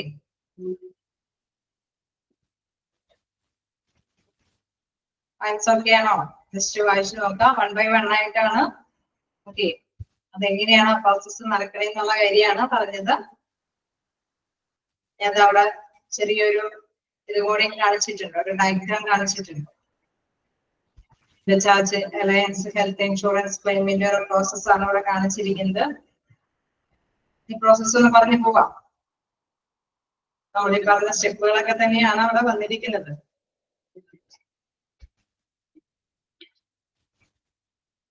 ഓക്കെ, ഒന്ന് പറയാം അല്ലേ? അപ്പൊ നിങ്ങൾക്ക് കുറച്ചും കൂടി ക്ലിയർ ചെയ്ത് പോകാനായിട്ട് സാധിക്കും. Customer approaches an individual hospital for a cashless treatment. അതായത് ക്യാഷ്ലെസ് ട്രീറ്റ്മെന്റിന് വേണ്ടിയിട്ട് നമ്മൾ എന്താണ് ആ ഒരു ഓൺലൈൻ നെറ്റ്വർക്കിലേക്ക് എത്തിയാണ്. അതായത് ഒരു ഹോസ്പിറ്റലൈസേഷൻ കേസ് വരുമ്പോൾ ആ കേസുമായി ബന്ധപ്പെട്ട് ഇൻഷുറൻസ് കമ്പനിക്ക് വേണ്ടിയിട്ട് അവിടെ നിന്ന് ആനുകൂല്യം കൈപ്പറ്റുന്നതിന് വേണ്ടിയിട്ടാണ് നെറ്റ്വർക്കിലേക്ക് എത്തുന്നത്. Hospitals verify customer details and send by fax. Okay, ഹോസ്പിറ്റലുകാരെ അവര് ഓക്കെ ക്ലിയർ ആണോ, ഇത് കൃത്യമായിട്ട് ഇന്ന കാര്യങ്ങൾ കൊണ്ടാണ് ഈ വ്യക്തി ഒരു പേഷ്യന്റ് ആയിട്ട് വന്നിരിക്കുന്നത്, ഈ അഡ്മിഷൻ എടുത്തിരിക്കുന്നതെന്നൊക്കെ അവര് കൃത്യമായിട്ട് തന്നെ നമുക്കറിയാം കൃത്യമായിട്ടുള്ള പേഴ്സൺസ് അല്ലെ, നമ്മുടെ ഡോക്ടേഴ്സ് ഒക്കെ ആയിരിക്കും അത് സൈൻ ചെയ്ത് സ്ഥിരീകരിക്കുന്നത്. ഓക്കെ ക്ലിയർ ആണ്, ഈ വ്യക്തിക്ക് ഇന്ന പ്രോബ്ലംസ് വന്നിട്ടുണ്ട്, അവരുടെ ഡെസിഗ്നേഷനോട് കൂടിയിട്ടുള്ള രേഖകളൊക്കെ ഫാക്സ് ചെയ്യുന്നു. Then Bajaj Alliance verify the details with the policy benefits and sends a response to the hospital. Okay ഹോസ്പിറ്റലുകാർക്ക് എന്താണ് അവരുടേതായിട്ടുള്ള ബജാജ് റിലയൻസ് ഗ്രൂപ്പ് അവര് കൃത്യമായിട്ട് അനലൈസേഷൻ ഒക്കെ നടത്തി വിലയിരുത്തലൊക്കെ നടത്തിയിട്ട് അവരുടെ റെസ്പോൺസ് അല്ലെ എന്താണെന്നുള്ളത് ഹോസ്പിറ്റലുകാർക്ക് അയക്കുന്നു. എന്താണ് അവിടെ ഹോസ്പിറ്റലിലേക്ക് അയക്കിയതിനു ശേഷം നോക്കുകയാണെങ്കിൽ അപ്രൂവ്ഡ് ഡിനയൽ എന്താണ് അല്ലെ അവിടെ അപ്രൂവ്ഡ് ആണ് എങ്കിൽ, അതായത് ഓക്കെ അംഗീകരിച്ചു കഴിഞ്ഞു കഴിഞ്ഞാൽ ഹോസ്പിറ്റലുകാർക്ക് എന്താണ് അപ്രൂവ്ഡ് ആണ് വന്നിരിക്കണമെങ്കിൽ approval letter send by Bajaj Allianz കമ്പനിയിൽ നിന്ന് അപ്രൂവലിൽ ഓർഡർ കിട്ടിയിരിക്കുന്നു. ഹോസ്പിറ്റലുകാർ എന്തെങ്കിലും പേഷ്യന്റിനെ അഡ്മിഷൻ എടുക്കുന്നു without any deposit and provides cashless treatment. അവര് ഡെപ്പോസിറ്റ് ഒന്നും ശേഖരിക്കാതെ തന്നെ ആ പേഷ്യന്റിന് കൃത്യമായിട്ടുള്ള ചികിത്സകളൊക്കെ കൊടുക്കുന്നു. എന്താണ് ക്യാഷ്ലെസ് ആയിട്ടുള്ള ട്രീറ്റ്മെന്റുകൾ ലഭ്യമാക്കി കൊടുക്കുന്നു. അടുത്ത സെക്ഷനിലേക്ക് പോവാം. അതായത് ഇത് നിരസിക്കുകയാണെങ്കിൽ എന്താണ് letter send by Bajaj Allianz, അതെ അവിടെ എന്തുകൊണ്ടാണ് നിരസിച്ചിരിക്കുന്നത് എന്നുള്ള കാര്യം കാണിച്ചുകൊണ്ട് അവർ ലെറ്റർ കൊടുക്കുന്നു. ഹോസ്പിറ്റലുകാരെ അഡ്മിറ്റ് പേഷ്യന്റ് പേഷ്യന്റിനെ അഡ്മിറ്റ് ചെയ്യുന്നു. പക്ഷെ അവിടെ എങ്ങനെയാണ് അഡ്മിറ്റ് ചെയ്യുന്നത്, അവിടെ നിശ്ചിത പേയ്മെന്റ് ഒക്കെ മേടിച്ചിട്ടാണ് അഡ്മിറ്റ് ചെയ്യുന്നത് അല്ലെ. Cash payment and payment has to pay the bill. അവിടെ ഒരു പേയ്മെന്റും ഇല്ലാതെ എല്ലാവരും അഡ്മിറ്റ് ചെയ്യുന്നത് ഡെപ്പോസിറ്റ് പേയ്മെന്റ് ഒക്കെ മേടിച്ചിട്ട് അഡ്മിറ്റ് ചെയ്യുന്നു. അത് മാത്രമേ തന്നെ ബില്ലുകളൊക്കെ പേയ്മെന്റോട് കൂടിയിട്ട് അവർക്ക് സേവനങ്ങൾ ലഭ്യമാക്കി കൊടുക്കുന്നു. കാരണം അവരുടെ ഇൻഷുറൻസ് ഇത് നിരസിച്ചിരിക്കുകയാണ്. Claim four reimbursement. അപ്പൊ ഇങ്ങനെ വരുമ്പോഴെന്താണ് അവരടച്ച ബില്ലുകളൊക്കെ സൂക്ഷിച്ചതിന് ശേഷമാണ് എന്താണ് ആ തുകയ്ക്ക് ഉള്ള പേയ്മെന്റിന് വീണ്ടും എന്താണ് പറഞ്ഞ മാതിരി ഏജൻസിനെയൊക്കെ സമീപിച്ചിട്ട് അവര് അർഹമായത് നേടിയെടുക്കാനായിട്ട് പോകും. ക്ലെയിം കാരണം അവർക്ക് കൃത്യമായിട്ടുള്ള തുകയ്ക്കുള്ള ആനുകൂല്യങ്ങൾ നിരസിച്ചിരിക്കുകയാണ്. ഈ തുക ഓക്കെ ആണെങ്കിൽ അത് അപ്രൂവ് ചെയ്യുകയാണെങ്കിൽ pay non medical expenses and co payment before discharge from the hospital. ഹോസ്പിറ്റലിൽ നിന്ന് ഡിസ്ചാർജ് ചെയ്യുന്നതിന് മുമ്പ് തന്നെ അവർ പേയ്മെന്റുകൾ ഒന്നും ഇല്ലാത്ത രീതിയിലുള്ള ട്രീറ്റ്മെന്റുകളെല്ലാം നടത്താക്കി തുകയെ വിട്ടയക്കും. അതേസമയം എന്താണ് നിഷേധിച്ച പേഷ്യന്റ് ആണ് എങ്കിൽ അവരിൽ നിന്ന് ബിൽ പേയ്മെന്റ് ഒക്കെ കരസ്ഥമാക്കിയിട്ടാണ് ട്രീറ്റ്മെന്റുകളൊക്കെ ലഭ്യമാകുന്നത്. ദെൻ ആ ബില്ലുകൾ വെച്ചിട്ടാണ് ഇവര് എന്താണ് റീഇംബേഴ്സ്മെന്റിനൊക്കെ നടക്കുന്നത്. ഓക്കെ വീണ്ടും എന്താണ് അന്വേഷണ വിഭാഗത്തിൽ പെടുന്നതാണ് എങ്കിൽ എന്താണ് അവര് അന്വേഷണത്തിന് വേണ്ടിയിട്ട് letter send by Bajaj Allianz അന്വേഷണത്തിന് വേണ്ടി വരുന്നു. Hospital takes reply for doctors. അപ്പൊ സ്ഥിരീകരണം അല്ലെ അവിടെ ഐഡന്റിഫിക്കേഷൻ ഒന്നും വന്നിട്ടില്ല.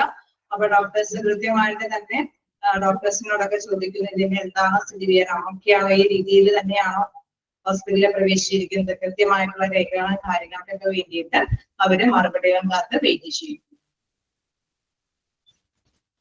കാരണം നമുക്കറിയാം പിന്നീട് സമയം എടുത്തിട്ടായിരിക്കും അതിന്റെ ഒരു ഫൈനലൈസേഷൻ വരുന്നത്.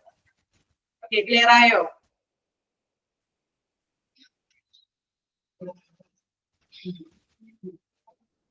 ഏതെങ്കിലും ഡൗട്ടുകളുണ്ടോ? അല്ലെ നമ്മളെ ഇൻഷുറൻസ് കമ്പനികൾ വരുമ്പോൾ ക്യാഷസ് ആയിട്ടും അതേമാതിരി തന്നെ എന്താണ് റീഇൻവെസ്റ്റ്മെന്റ് നടത്താനായിട്ടുള്ള സാധ്യതകൾ വരുന്നത് എങ്ങനെയാണ്. ചിലതിൽ നമുക്കറിയാം അത് പ്രൈവറ്റ് ഹോസ്പിറ്റലാണ് അല്ലെ, അതിന്റെയൊക്കെ അണ്ടറിൽ വരുന്ന ഹോസ്പിറ്റലാണ് എങ്കിൽ നമുക്കറിയാം തീർച്ചയായിട്ടും ബില്ലുകളുടെ അല്ലെ പേയ്മെന്റുകൾക്ക് ശേഷമാണ് ഈ ഒരു റീഇംബേഴ്സ്മെന്റിന് വേണ്ടിയിട്ട് അർഹമായ രീതിയിൽ ബെനിഫിറ്റ് നേടിയെടുക്കാൻ സാധിക്കുക. ഓക്കെയാണോ? ഒരു ചെറിയ ഭാഗം കൂടി എടുക്കാനുണ്ട് ഇതില്. വായിച്ചു നോക്കാം. ഏതെങ്കിലും ഡൗട്ട് ഉണ്ടെങ്കിൽ ചോദിച്ചു പോവാം.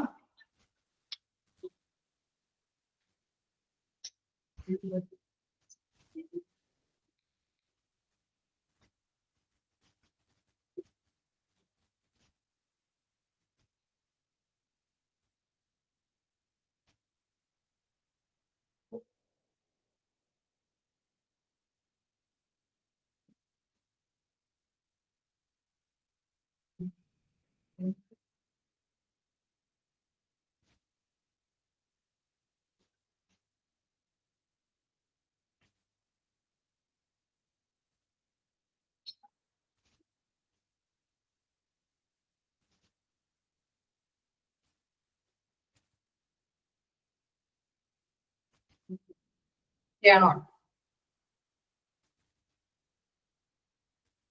ഓക്കെ, അപ്പൊ നമുക്ക് നെക്സ്റ്റ് ഭാഗത്തേക്ക് നോക്കാം. Hospital insurance executive or manager. ഹോസ്പിറ്റലിലെ ഇൻഷുറൻസ് എക്സിക്യൂട്ടീവ് മാനേജറിന്റെ ഡ്യൂട്ടി എന്താണ്? ഹോസ്പിറ്റലുമായി ബന്ധപ്പെട്ട ഇൻഷുറൻസ് കൈകാര്യം ചെയ്യുന്ന ഡിപ്പാർട്ട്മെന്റ് മാനേജറിന്റെ ഡ്യൂട്ടി എന്താണെന്നതാണ് ഇവിടെ നമുക്ക് next നോക്കാനുള്ളത്. Responsible for supervising the insurance operations and designing, implementing, and training hospital staff on insurance protocol. അതായത് ഇവിടെ ഈ ഒരു മാനേജറിന്റെ പ്രധാനപ്പെട്ട ഒരു ഡ്യൂട്ടി എന്ന് പറയുന്നത് ഉത്തരവാദിത്തപ്പെട്ട ഡ്യൂട്ടി തന്നെയാണ്. നമുക്കറിയാം ഇൻഷുറൻസുമായി ബന്ധപ്പെട്ട കാര്യങ്ങളെല്ലാം അവിടെയുള്ള സ്റ്റാഫുകൾ അല്ലെ, അത് കൈകാര്യം ചെയ്യുന്ന സ്റ്റാഫുകൾക്കെല്ലാം തന്നെ ആവശ്യമായിട്ടുള്ള ട്രെയിനിങ്ങുകളൊക്കെ കൊടുക്കുക, അതോടൊപ്പം തന്നെ അവരെ മേൽനോട്ടം വഹിക്കുക. അതും കൃത്യമായിട്ട് ഹോസ്പിറ്റലിന്റെ അല്ലെങ്കിൽ ഇൻഷുറൻസിന്റെ പ്രോട്ടോകോൾ അനുസരിച്ചിട്ട് തന്നെ അവരുടെ മേൽനോട്ടം വഹിക്കുകയും അവർക്ക് ആവശ്യമായിട്ടുള്ള ട്രെയിനിങ്ങുകളൊക്കെ കൊടുക്കുകയും ചെയ്യുക എന്നുള്ള പ്രധാനപ്പെട്ട ഉത്തരവാദിത്തം ആർക്കാണ്? ഇൻഷുറൻസ് എക്സിക്യൂട്ടീവിന് അല്ലെങ്കിൽ ഇൻഷുറൻസ് മാനേജറിനാണ്. വീണ്ടും supervise administration of medical services to insurance and corporate patients and customer of the hospital. അതായത് മെഡിക്കൽ സർവീസുമായി ബന്ധപ്പെട്ട അല്ലെങ്കിൽ ആ ഇൻഷുറൻസുമായി ബന്ധപ്പെട്ട അഡ്മിനിസ്ട്രേറ്റീവ് കാര്യങ്ങളിലെല്ലാം മേൽനോട്ടം വഹിക്കുന്നതോടൊപ്പം തന്നെ corporate patients and customer of the hospital അല്ലെ, ഹോസ്പിറ്റലിലെ ആ പേഷ്യന്റ് അല്ലെ, അത്തരത്തിലുള്ള കസ്റ്റമേഴ്സ്, അതായത് ഇൻഷുറൻസുമായി ബന്ധപ്പെട്ടുള്ള കസ്റ്റമേഴ്സ് ആണെങ്കിൽ അവരോടൊപ്പം സഹകരിച്ച് പ്രവർത്തിക്കുക എന്നുള്ള കാര്യം കൂടി മാറ്റ ചുമതലയിൽ വരുന്നതാണ് നമ്മുടെ ഇൻഷുറൻസ് എക്സിക്യൂട്ടീവിന്റെ ചുമതലയിൽ വരുന്നതാണ്. അവരുടെ സേവനങ്ങളുടെ നടത്തിപ്പ് മേൽനോട്ടം വഹിക്കണം. വീണ്ടും എന്താണ് അടുത്തതായിട്ട് വരുന്നത്? Processing of patients insurance claim അല്ലെ, ഇൻഷുറൻസ് ക്ലെയിമുകളുടെ പ്രോസസിംഗ് വർക്കുകളൊക്കെ ചെയ്യുക. നമുക്കറിയാം ഇപ്പൊ എങ്ങനെയാണ് ഇൻഷുറൻസ് കാര്യങ്ങളൊക്കെ നടപ്പാക്കണം എന്നുള്ള കാര്യം അല്ലെ. കൃത്യമായിട്ട് തന്നെ ഇൻഷുറൻസ് ചെയ്ത് കൃത്യമായിട്ട് തന്നെ ഇൻഫോം ചെയ്യണം, ഒതന്റിഫിക്കേഷൻ ഒക്കെ അവരുടെ ഡോക്യുമെന്റ് ഒക്കെ സബ്മിറ്റ് ചെയ്യണം. ദെൻ അവര് കമ്പനിക്കാര് ഓക്കെ ആണെങ്കിൽ അതനുസരിച്ചുള്ള ട്രീറ്റ്മെന്റ് കൊടുക്കണം, നിരസിച്ചിട്ടുണ്ടെങ്കിൽ അതനുസരിച്ചുള്ള ക്യാഷ്ലെസ് ആയിട്ടുള്ള അല്ലെ, നമുക്കറിയാം റീപ്ലേസ്മെന്റുമായി ബന്ധപ്പെട്ടുള്ള രീതിയിലുള്ള ട്രീറ്റ്മെന്റ് കൊടുക്കണം അല്ലെ. അതെല്ലാം അത് പെൻഡിങ് വെച്ചിരിക്കുകയാണെങ്കിൽ ആ രീതിയിൽ തന്നെ കൈകാര്യം ചെയ്യും. അപ്പൊ processing of patients insurance claim അല്ലെ, അതനുസരിച്ചിട്ട് തന്നെ ആ പ്രവർത്തനങ്ങൾ നിർവഹിക്കാം. Effective collaboration with insurance companies, insurance കമ്പനികളുമായിട്ട് നല്ലൊരു സൗഹൃദ ബന്ധത്തോട് കൂടിയിട്ടുള്ള പ്രവർത്തനം അല്ലെ, അവരുമായിട്ട് ഫലപ്രദമായിട്ടുള്ള സഹകരണം കൊടുക്കേണ്ടതാണ്. നമുക്കറിയാം ചിലപ്പോഴൊക്കെ അല്ലെ അവര് കോളുകൾ വിളിച്ചിട്ടായിരിക്കും കുറെ കാര്യങ്ങളൊക്കെ സ്ഥിരീകരിക്കുന്നത്. അപ്പൊ മാനേജറിന് ആ ഡ്യൂട്ടി കൂടിയുണ്ട്. To maximize patients satisfaction. തീർച്ചയായിട്ടും നമുക്കറിയാം അത് പേഷ്യന്റ് സാറ്റിസ്ഫൈഡ് ആയിട്ട് പോകണമെങ്കിൽ പല ഘടകങ്ങളുണ്ട് അല്ലെ ഹോസ്പിറ്റലിൽ നിന്ന്. അപ്പൊ ഇൻഷുറൻസുമായി ബന്ധപ്പെട്ട കാര്യങ്ങളിലും അവര് തൃപ്തികരമായിട്ടുള്ള സേവനങ്ങൾ നേടിയിട്ടാണ് പോകണമെങ്കിൽ തീർച്ചയായിട്ടും എന്താണ് ആ പേഷ്യന്റ് സാറ്റിസ്ഫൈഡ് ആകും, തിരിച്ചു വരാനൊക്കെ ആയിട്ട് അവരെ താല്പര്യപ്പെടും അല്ലെ. അപ്പൊ അതുകൊണ്ട് തന്നെ എഫക്റ്റീവ് ആയിട്ടുള്ള ഒരു അല്ലെങ്കിൽ മാക്സിമം പേഷ്യന്റ് സാറ്റിസ്ഫാക്ഷൻ ഉറപ്പാക്കേണ്ടതും ആരാണ്? ഇൻഷുറൻസ് മാനേജർ തന്നെയാണ്. Then to enhance image of the hospital, അതായത് ഹോസ്പിറ്റലിന്റെ ഇമേജ് അത് അല്ലെ വളർത്തിക്കൊണ്ട് വരേണ്ടത്, അത് വർദ്ധിപ്പിച്ചുകൊണ്ട് വരേണ്ടത്. അതായത് ഇൻഷുറൻസുമായിട്ടുള്ള ലഭ്യമായിട്ടുള്ള ആനുകൂല്യങ്ങളൊക്കെ എന്താണോ അവിടെയുള്ള പേഷ്യന്റ് അല്ലെങ്കിൽ ഇൻഷുറൻസ് ഹോൾഡേഴ്സിനൊക്കെ ലഭ്യമാക്കി കൊടുക്കുന്നുണ്ട് എന്നുള്ളതൊക്കെ ഉറപ്പ് വരുത്തുമ്പോൾ തീർച്ചയായിട്ടും എന്താണ് അവിടെ ഹോസ്പിറ്റലിന്റെ ഇമേജും ഒക്കെ വർദ്ധിച്ചു വരുന്നു. To reverse insurance claim to ensure accuracy according to agreement. അതായത് ഇൻഷുറൻസുമായിട്ടുള്ള ക്ലെയിമുകൾ അല്ലെ, അതിന്റെയൊക്കെ കൃത്യത, അതേമാതിരി തന്നെ അതിന്റെയൊക്കെ എഗ്രിമെന്റ് അല്ലെ, അവര് തമ്മിലുള്ള കരാർ അടിസ്ഥാനമായിട്ടുള്ള കാര്യങ്ങളൊക്കെ അത് കൃത്യമാണ് എന്ന് ഉറപ്പ് വരുത്തേണ്ടതും മാനേജറിന്റെ റെസ്പോൺസിബിലിറ്റിയിൽ വരുന്നു. To report critical issues to management, എന്തെങ്കിലും ക്രിട്ടിക്കൽ ആയിട്ടുള്ള എന്തെങ്കിലും നടപടിക്രമമുള്ള ഇഷ്യൂസുകളൊക്കെ വരുന്നുണ്ടെങ്കിൽ മാനേജ്മെന്റിനെ സമയസമയത്തിന് അറിയിക്കണം. To submit monthly reports, monthly ആയിട്ടുള്ള റിപ്പോർട്ടുകളെല്ലാം ഇൻഷുറൻസുമായി ബന്ധപ്പെട്ട മന്ത്ലി റിപ്പോർട്ടുകളെല്ലാം സബ്മിറ്റ് ചെയ്യണം. To attend and organise insurance presentation internally or externally, ഇൻഷുറൻസുമായിട്ടുള്ള ബന്ധപ്പെട്ട എന്തെങ്കിലും പ്രസന്റേഷൻസ് ഒക്കെ അല്ലെ ഇന്ന ക്ലെയിമിന് ഇന്ന രീതിയിലാണ് ഇന്ന ക്ലെയിമിന് അല്ലെ ഓരോ പേഷ്യന്റിൽ നിന്നും ഈ നമ്പറുകളൊക്കെ മേടിക്കണം അങ്ങനെ അതുമായി ബന്ധപ്പെട്ടുള്ള ഇന്റേണലി ആയിട്ടുള്ള എക്സ്റ്റേണലി ആയിട്ടുള്ള കാര്യങ്ങളെല്ലാം അതൊക്കെ ഇടയ്ക്കിടയ്ക്കൊക്കെ പ്രസിദ്ധ ചെയ്യണം. To conduct departmental meetings weekly. അതായത് നമുക്കറിയാം എല്ലാ മേഖല അല്ലെ എല്ലാ ഡിപ്പാർട്ട്മെന്റ് ന്യൂറോളജി സെക്ഷനിലാണെങ്കിലും നെഫ്രോളജി ആണെങ്കിലും കാർഡിയോളജി ആണെങ്കിലും ഏത് വിഭാഗത്തിലും ഇൻഷുറൻസ് ക്ലെയിമുള്ള പേഷ്യൻസുകളുണ്ട് അല്ലെ. അപ്പൊ അവിടെ എല്ലാം തന്നെ എന്താണ് ഇത്തരത്തിലുള്ള കാര്യങ്ങൾ ലീഡ് ചെയ്യുന്നവരുണ്ട്. അപ്പൊ അവരുമായിട്ടുള്ള മീറ്റിങ്ങുകളൊക്കെ സംഘടിപ്പിക്കണം. Then to monitor insurance discounts and rejections. അതായത് എന്തെങ്കിലും ഡിസ്കൗണ്ടുകളോ റിജക്ഷൻസോ നിരസിക്കലോ ഒക്കെ ഉണ്ടെങ്കിൽ അതിലേക്ക് നിരീക്ഷിക്കണം. എന്തുകൊണ്ടാണ് ഇങ്ങനെയുള്ള പേഷ്യൻസിന്റെ ഇൻഷുറൻസ് ഒക്കെ നിരസിച്ചു പോകുന്നത്, എന്താണ് അതിന്റെ റീസൺ അല്ലെ. അങ്ങനെയൊക്കെയുള്ള കാര്യങ്ങളെ കുറിച്ചിട്ടൊക്കെ കൃത്യമായിട്ട് അവലോകനമൊക്കെ നടത്തേണ്ടതും ആര് തന്നെയാണ്, ഇൻഷുറൻസ് എക്സിക്യൂട്ടീവ് ആണ്. Then to make sure that the insurance schemes are up to date on the scheme. അവിടെ പറയുന്ന കാര്യം എന്താണ്, ഉറപ്പുവരുത്തേണ്ട ഒരു പ്രധാനപ്പെട്ട മറ്റൊരു കാര്യമാണ് insurance scheme are up to date on the system അല്ലെ. അവിടെ സിസ്റ്റത്തിൽ അപ് ടു ഡേറ്റ് ആയിട്ട് തന്നെ കൈകാര്യം ചെയ്യുന്നുണ്ട് എന്നുള്ളത് ഉറപ്പുവരുത്തണം അല്ലെ. കാലികമായിട്ട് തന്നെ കൃത്യമായിട്ട് തന്നെ കാര്യങ്ങളൊക്കെ കേൾക്കുന്നുണ്ടെന്ന് ഉറപ്പുവരുത്തണം. To provide required training to staff under supervision. മേൽനോട്ടം വഹിക്കുന്നവരെ നമ്മൾ നേരത്തെ പറഞ്ഞ മാതിരി വിവിധ ഡിപ്പാർട്ട്മെന്റുകളിൽ ഇൻഷുറൻസ് കാര്യങ്ങൾ ചെയ്യുന്നവരുണ്ടാവും, അവരെ മേൽനോട്ടം വഹിക്കുന്നവരും ഉണ്ടാവും അല്ലെ. അങ്ങനെയുള്ള മേൽനോട്ടം വഹിക്കുന്നവർക്കും ആവശ്യമായിട്ടുള്ള ട്രെയിനിങ് എന്തെങ്കിലും ലഭ്യമാക്കേണ്ടതുണ്ടെങ്കിൽ അത് പ്രൊവൈഡ് ചെയ്യേണ്ടതും എന്താണ്, ഈ ഇൻഷുറൻസ് എക്സിക്യൂട്ടീവ് ആണ്. ലാസ്റ്റ് നോക്കുക, assume new responsibilities as and when needed. ആവശ്യമുള്ള എന്തെങ്കിലും പുതിയ ഉത്തരവാദിത്തങ്ങൾ ഏറ്റെടുക്കേണ്ടതുണ്ടെങ്കിൽ ഇന്നോവേറ്റീവ് ആയിട്ടുള്ള ഇൻഷുറൻസുമായി ബന്ധപ്പെട്ട എന്തെങ്കിലും കാര്യങ്ങൾ ഏറ്റെടുക്കേണ്ടതുണ്ടെങ്കിൽ അതിന്റെ ഉത്തരവാദിത്വം വഹിക്കേണ്ടതായി തന്നെയാണ് ഇൻഷുറൻസ് മാനേജർ തന്നെയാണ്. ക്ലിയർ ആണോ?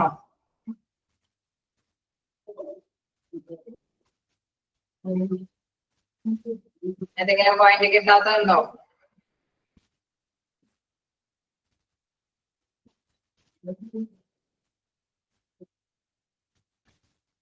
എന്തെങ്കിലും പോയിന്റ് കിട്ടാത്തതുണ്ടോ? ഓക്കെയാണ്.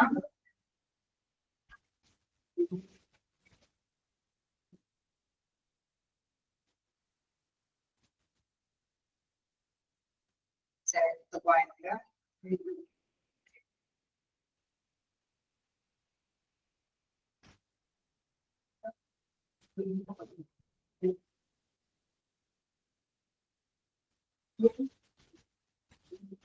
to review insurance claims to ensure accuracy according to agreement അല്ലെ.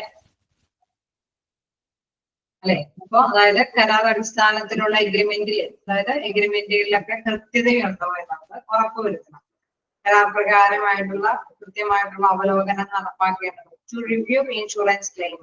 ഇപ്പൊ നമ്മള് ചിലപ്പോഴൊക്കെ ഈ ഇൻഷുറൻസ് കാർഡ് കൊണ്ടുവന്ന് നമ്മൾ അപ്ലൈ ചെയ്തൊക്കെ നോക്കി, പക്ഷെ അതിന്റെ കാലാവധി ഒന്നും നോക്കിയില്ല എങ്കിൽ ആ പേഷ്യന്റിന് അർഹതപ്പെടാത്ത കാര്യമാണെങ്കിൽ നമുക്കറിയാം ഈ പറഞ്ഞ കാർഡ് വെച്ചുകൊണ്ടുള്ള അല്ലെ എഴുതുകുത്തും കാര്യങ്ങൾക്കൊന്നും വലിയ പ്രാധാന്യമില്ല അല്ലെ. അപ്പൊ തീർച്ചയായിട്ടും അത് ഉറപ്പുവരുത്തണം. അക്കോർഡിംഗ് ടു എഗ്രിമെന്റ് അല്ലെ, എഗ്രിമെന്റ് പ്രകാരമായിട്ടുള്ള കൃത്യതയോട് കൂടിയിട്ടുള്ള ഇൻഷുറൻസ് ക്ലെയിം ആണോ എന്ന് ഉറപ്പുവരുത്തേണ്ടതും അത് അവലോകനം ചെയ്യേണ്ടത് ആര് തന്നെയാണ്, നമ്മുടെ ഇൻഷുറൻസ് മാനേജറാണ്. ഓക്കെ.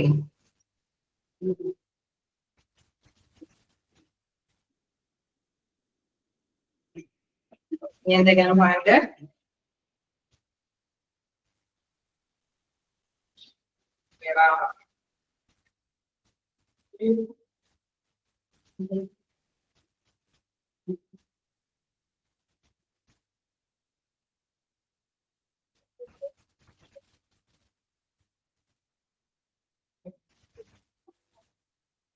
അടുത്തത് കുറച്ച് കൂടുതലുണ്ട്. ജസ്റ്റ് ഒന്ന് വായിച്ചിട്ട് എവിടെയെങ്കിലൊക്കെ നിങ്ങൾക്ക് ഡൗട്ടുകൾ ഉണ്ടോ എന്ന് നോക്കാം. അവർ കൂടി ഒന്നിച്ചെടുത്ത കാരണം കണ്ട ഡൗട്ടുകൾ ഉണ്ടെങ്കിൽ നോക്കാം.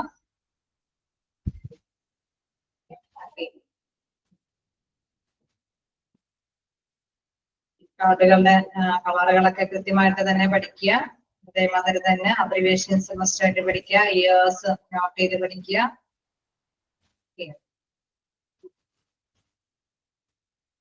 ഓരോ കൂട്ടർക്കും എന്തൊക്കെ ബെനിഫിഷ്യൽ ആയിട്ടുള്ള പാക്കേജസുകളാണ് അല്ലെങ്കിൽ ഏതൊക്കെ കൂട്ടരാണ് ഓരോന്നിന്റെയും മണ്ഡലം വരുന്നത് അങ്ങനെയൊക്കെയുള്ള കാര്യങ്ങളൊക്കെ മനസ്സിലാക്കി പഠിക്കുക. TPA ആവുമ്പോൾ അവരുടെ പ്രത്യേകതകൾ എന്തൊക്കെയാണെന്ന് ജസ്റ്റ് മനസ്സിലാക്കി വെക്കുക.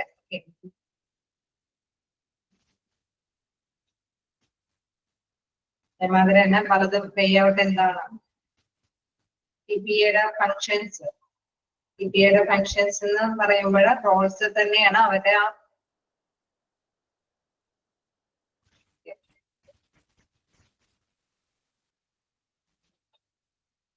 TPS functions as an intermediary between the insurance provider and the insured. The stakeholders involved as are follows. അതായത് അവരുടെ പ്രധാനപ്പെട്ട ഫംഗ്ഷൻ എന്ന് പറയുന്നത് ഇന്റർമീഡിയറ്റ് ആയിട്ട് അല്ലെ, ഒരു ഇടനിലക്കാരനായിട്ടാണ് അവർ പ്രവർത്തിക്കുന്നത്. അപ്പൊ അതില് പ്രധാനമായിട്ട് നമ്മൾ പറഞ്ഞിരുന്നു ആരൊക്കെയാണ് ആ ഒരു TPA വരാൻ സാധ്യതയുള്ള വ്യക്തികൾ. ഇൻഷുറൻസുമായി ബന്ധപ്പെട്ടുള്ള ഇൻഷുറൻസ് കമ്പനികളുണ്ട്, അതേമാതിരി തന്നെ ഇൻഷുറർ പ്രൊവൈഡേഴ്സ്, അതായത് ഇൻഷുറൻസ് ഹോൾഡേഴ്സ് അല്ലെ, നമ്മള് ആരാണോ ഇൻഷുറൻസിന് അല്ലെ അർഹതപ്പെട്ടിരിക്കുന്നത് അവര് ഇൻഷുറൻസ് ഹോൾഡേഴ്സ് അല്ലെ. അപ്പൊ ഇൻഷുറൻസ് പ്രൊവൈഡേഴ്സ് ഉണ്ട്, ഇൻഷുറൻസ് ലഭ്യമാകുന്നവരുണ്ട്, അതോടൊപ്പം തന്നെ ഇൻഷുറൻസ് ഏത് കമ്പനി അല്ലെ, ഏത് ഹോസ്പിറ്റലിൽ നിന്നാണോ പ്രൊവൈഡ് ചെയ്യുന്നത്, ഹോസ്പിറ്റലിൽ നിന്നാണോ അവർക്ക് അതിൻ്റെതായിട്ടുള്ള സർവീസുകൾ ലഭ്യമാക്കുന്നത്, അവർക്കും ഇതിലൊരു പങ്കുണ്ട് അല്ലെ. ഇവിടെയൊക്കെ ഇടനിലക്കാരനായിട്ട് പ്രവർത്തിക്കുന്നത്. നമ്മളൊരു ക്ലെയിം ഇൻഷുർഡ് പേഴ്സണ് ഇൻഷുറർക്ക് കൊടുക്കുമ്പോൾ തീർച്ചയായിട്ടും അവിടെ സേവനങ്ങൾ ലഭ്യമാക്കുന്ന ഒരു ഹോസ്പിറ്റലും കൂടെയും അതിന്റെ ഇടയ്ക്ക് പ്രവർത്തിക്കുന്നുണ്ട് അല്ലെ. ഇവരെ മൂന്ന് കൂട്ടരുടെയും കാര്യങ്ങൾ ഒത്തൊരുമിച്ച് പോയാൽ മാത്രമാണ് ഈ പറഞ്ഞ നമ്മുടെ ഇൻഷുവേർഡ് ആയിട്ടുള്ള പേഴ്സൺ പറയുന്ന കാര്യങ്ങള് കൃത്യമായിട്ട് ഹോസ്പിറ്റലിൽ നിന്ന് സ്ഥിരീകരണങ്ങൾ അതല്ലേ ഓതന്റിഫിക്കേഷൻ നടത്തിയതിനു ശേഷമാണ് ഇൻഷുറൻസ് കമ്പനിക്ക് സബ്മിറ്റ് ചെയ്യുന്നത് അല്ലെ. അപ്പൊ ഇതിനിടയിലുള്ള പേപ്പർ വർക്ക് കാര്യങ്ങളെല്ലാം കൃത്യമായിട്ട് കൈകാര്യം ചെയ്യാനായിട്ട് TPA അതിൻ്റെതായിട്ടുള്ള ഓർഡർ നടപ്പാക്കുന്നുണ്ട്.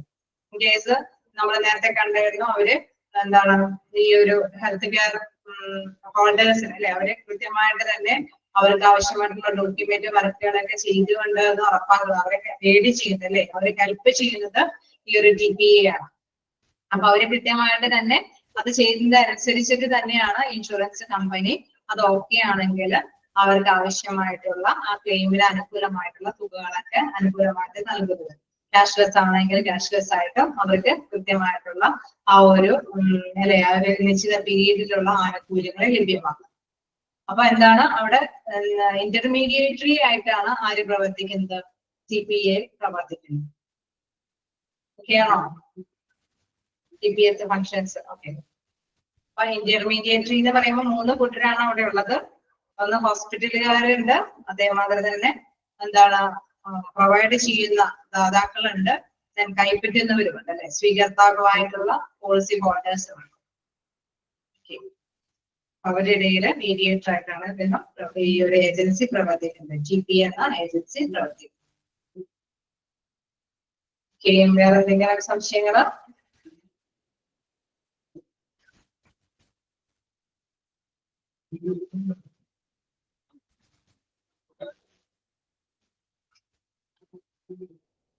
പ്രത്യേകിച്ച് സംശയങ്ങളൊന്നുമില്ല. അപ്പൊ നന്നായിട്ട് തന്നെ പഠിക്കുക, എല്ലാവരും നന്നായിട്ട് തന്നെ എക്സാം വരുമ്പോൾ അറ്റൻഡ് ചെയ്യുക.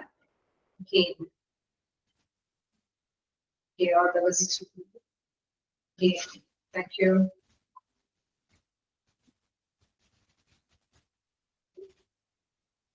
Thank you, ma'am.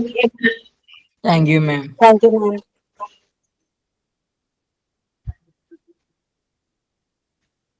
Okay, thank you all. Thank you. Bye. Thank you, ma'am.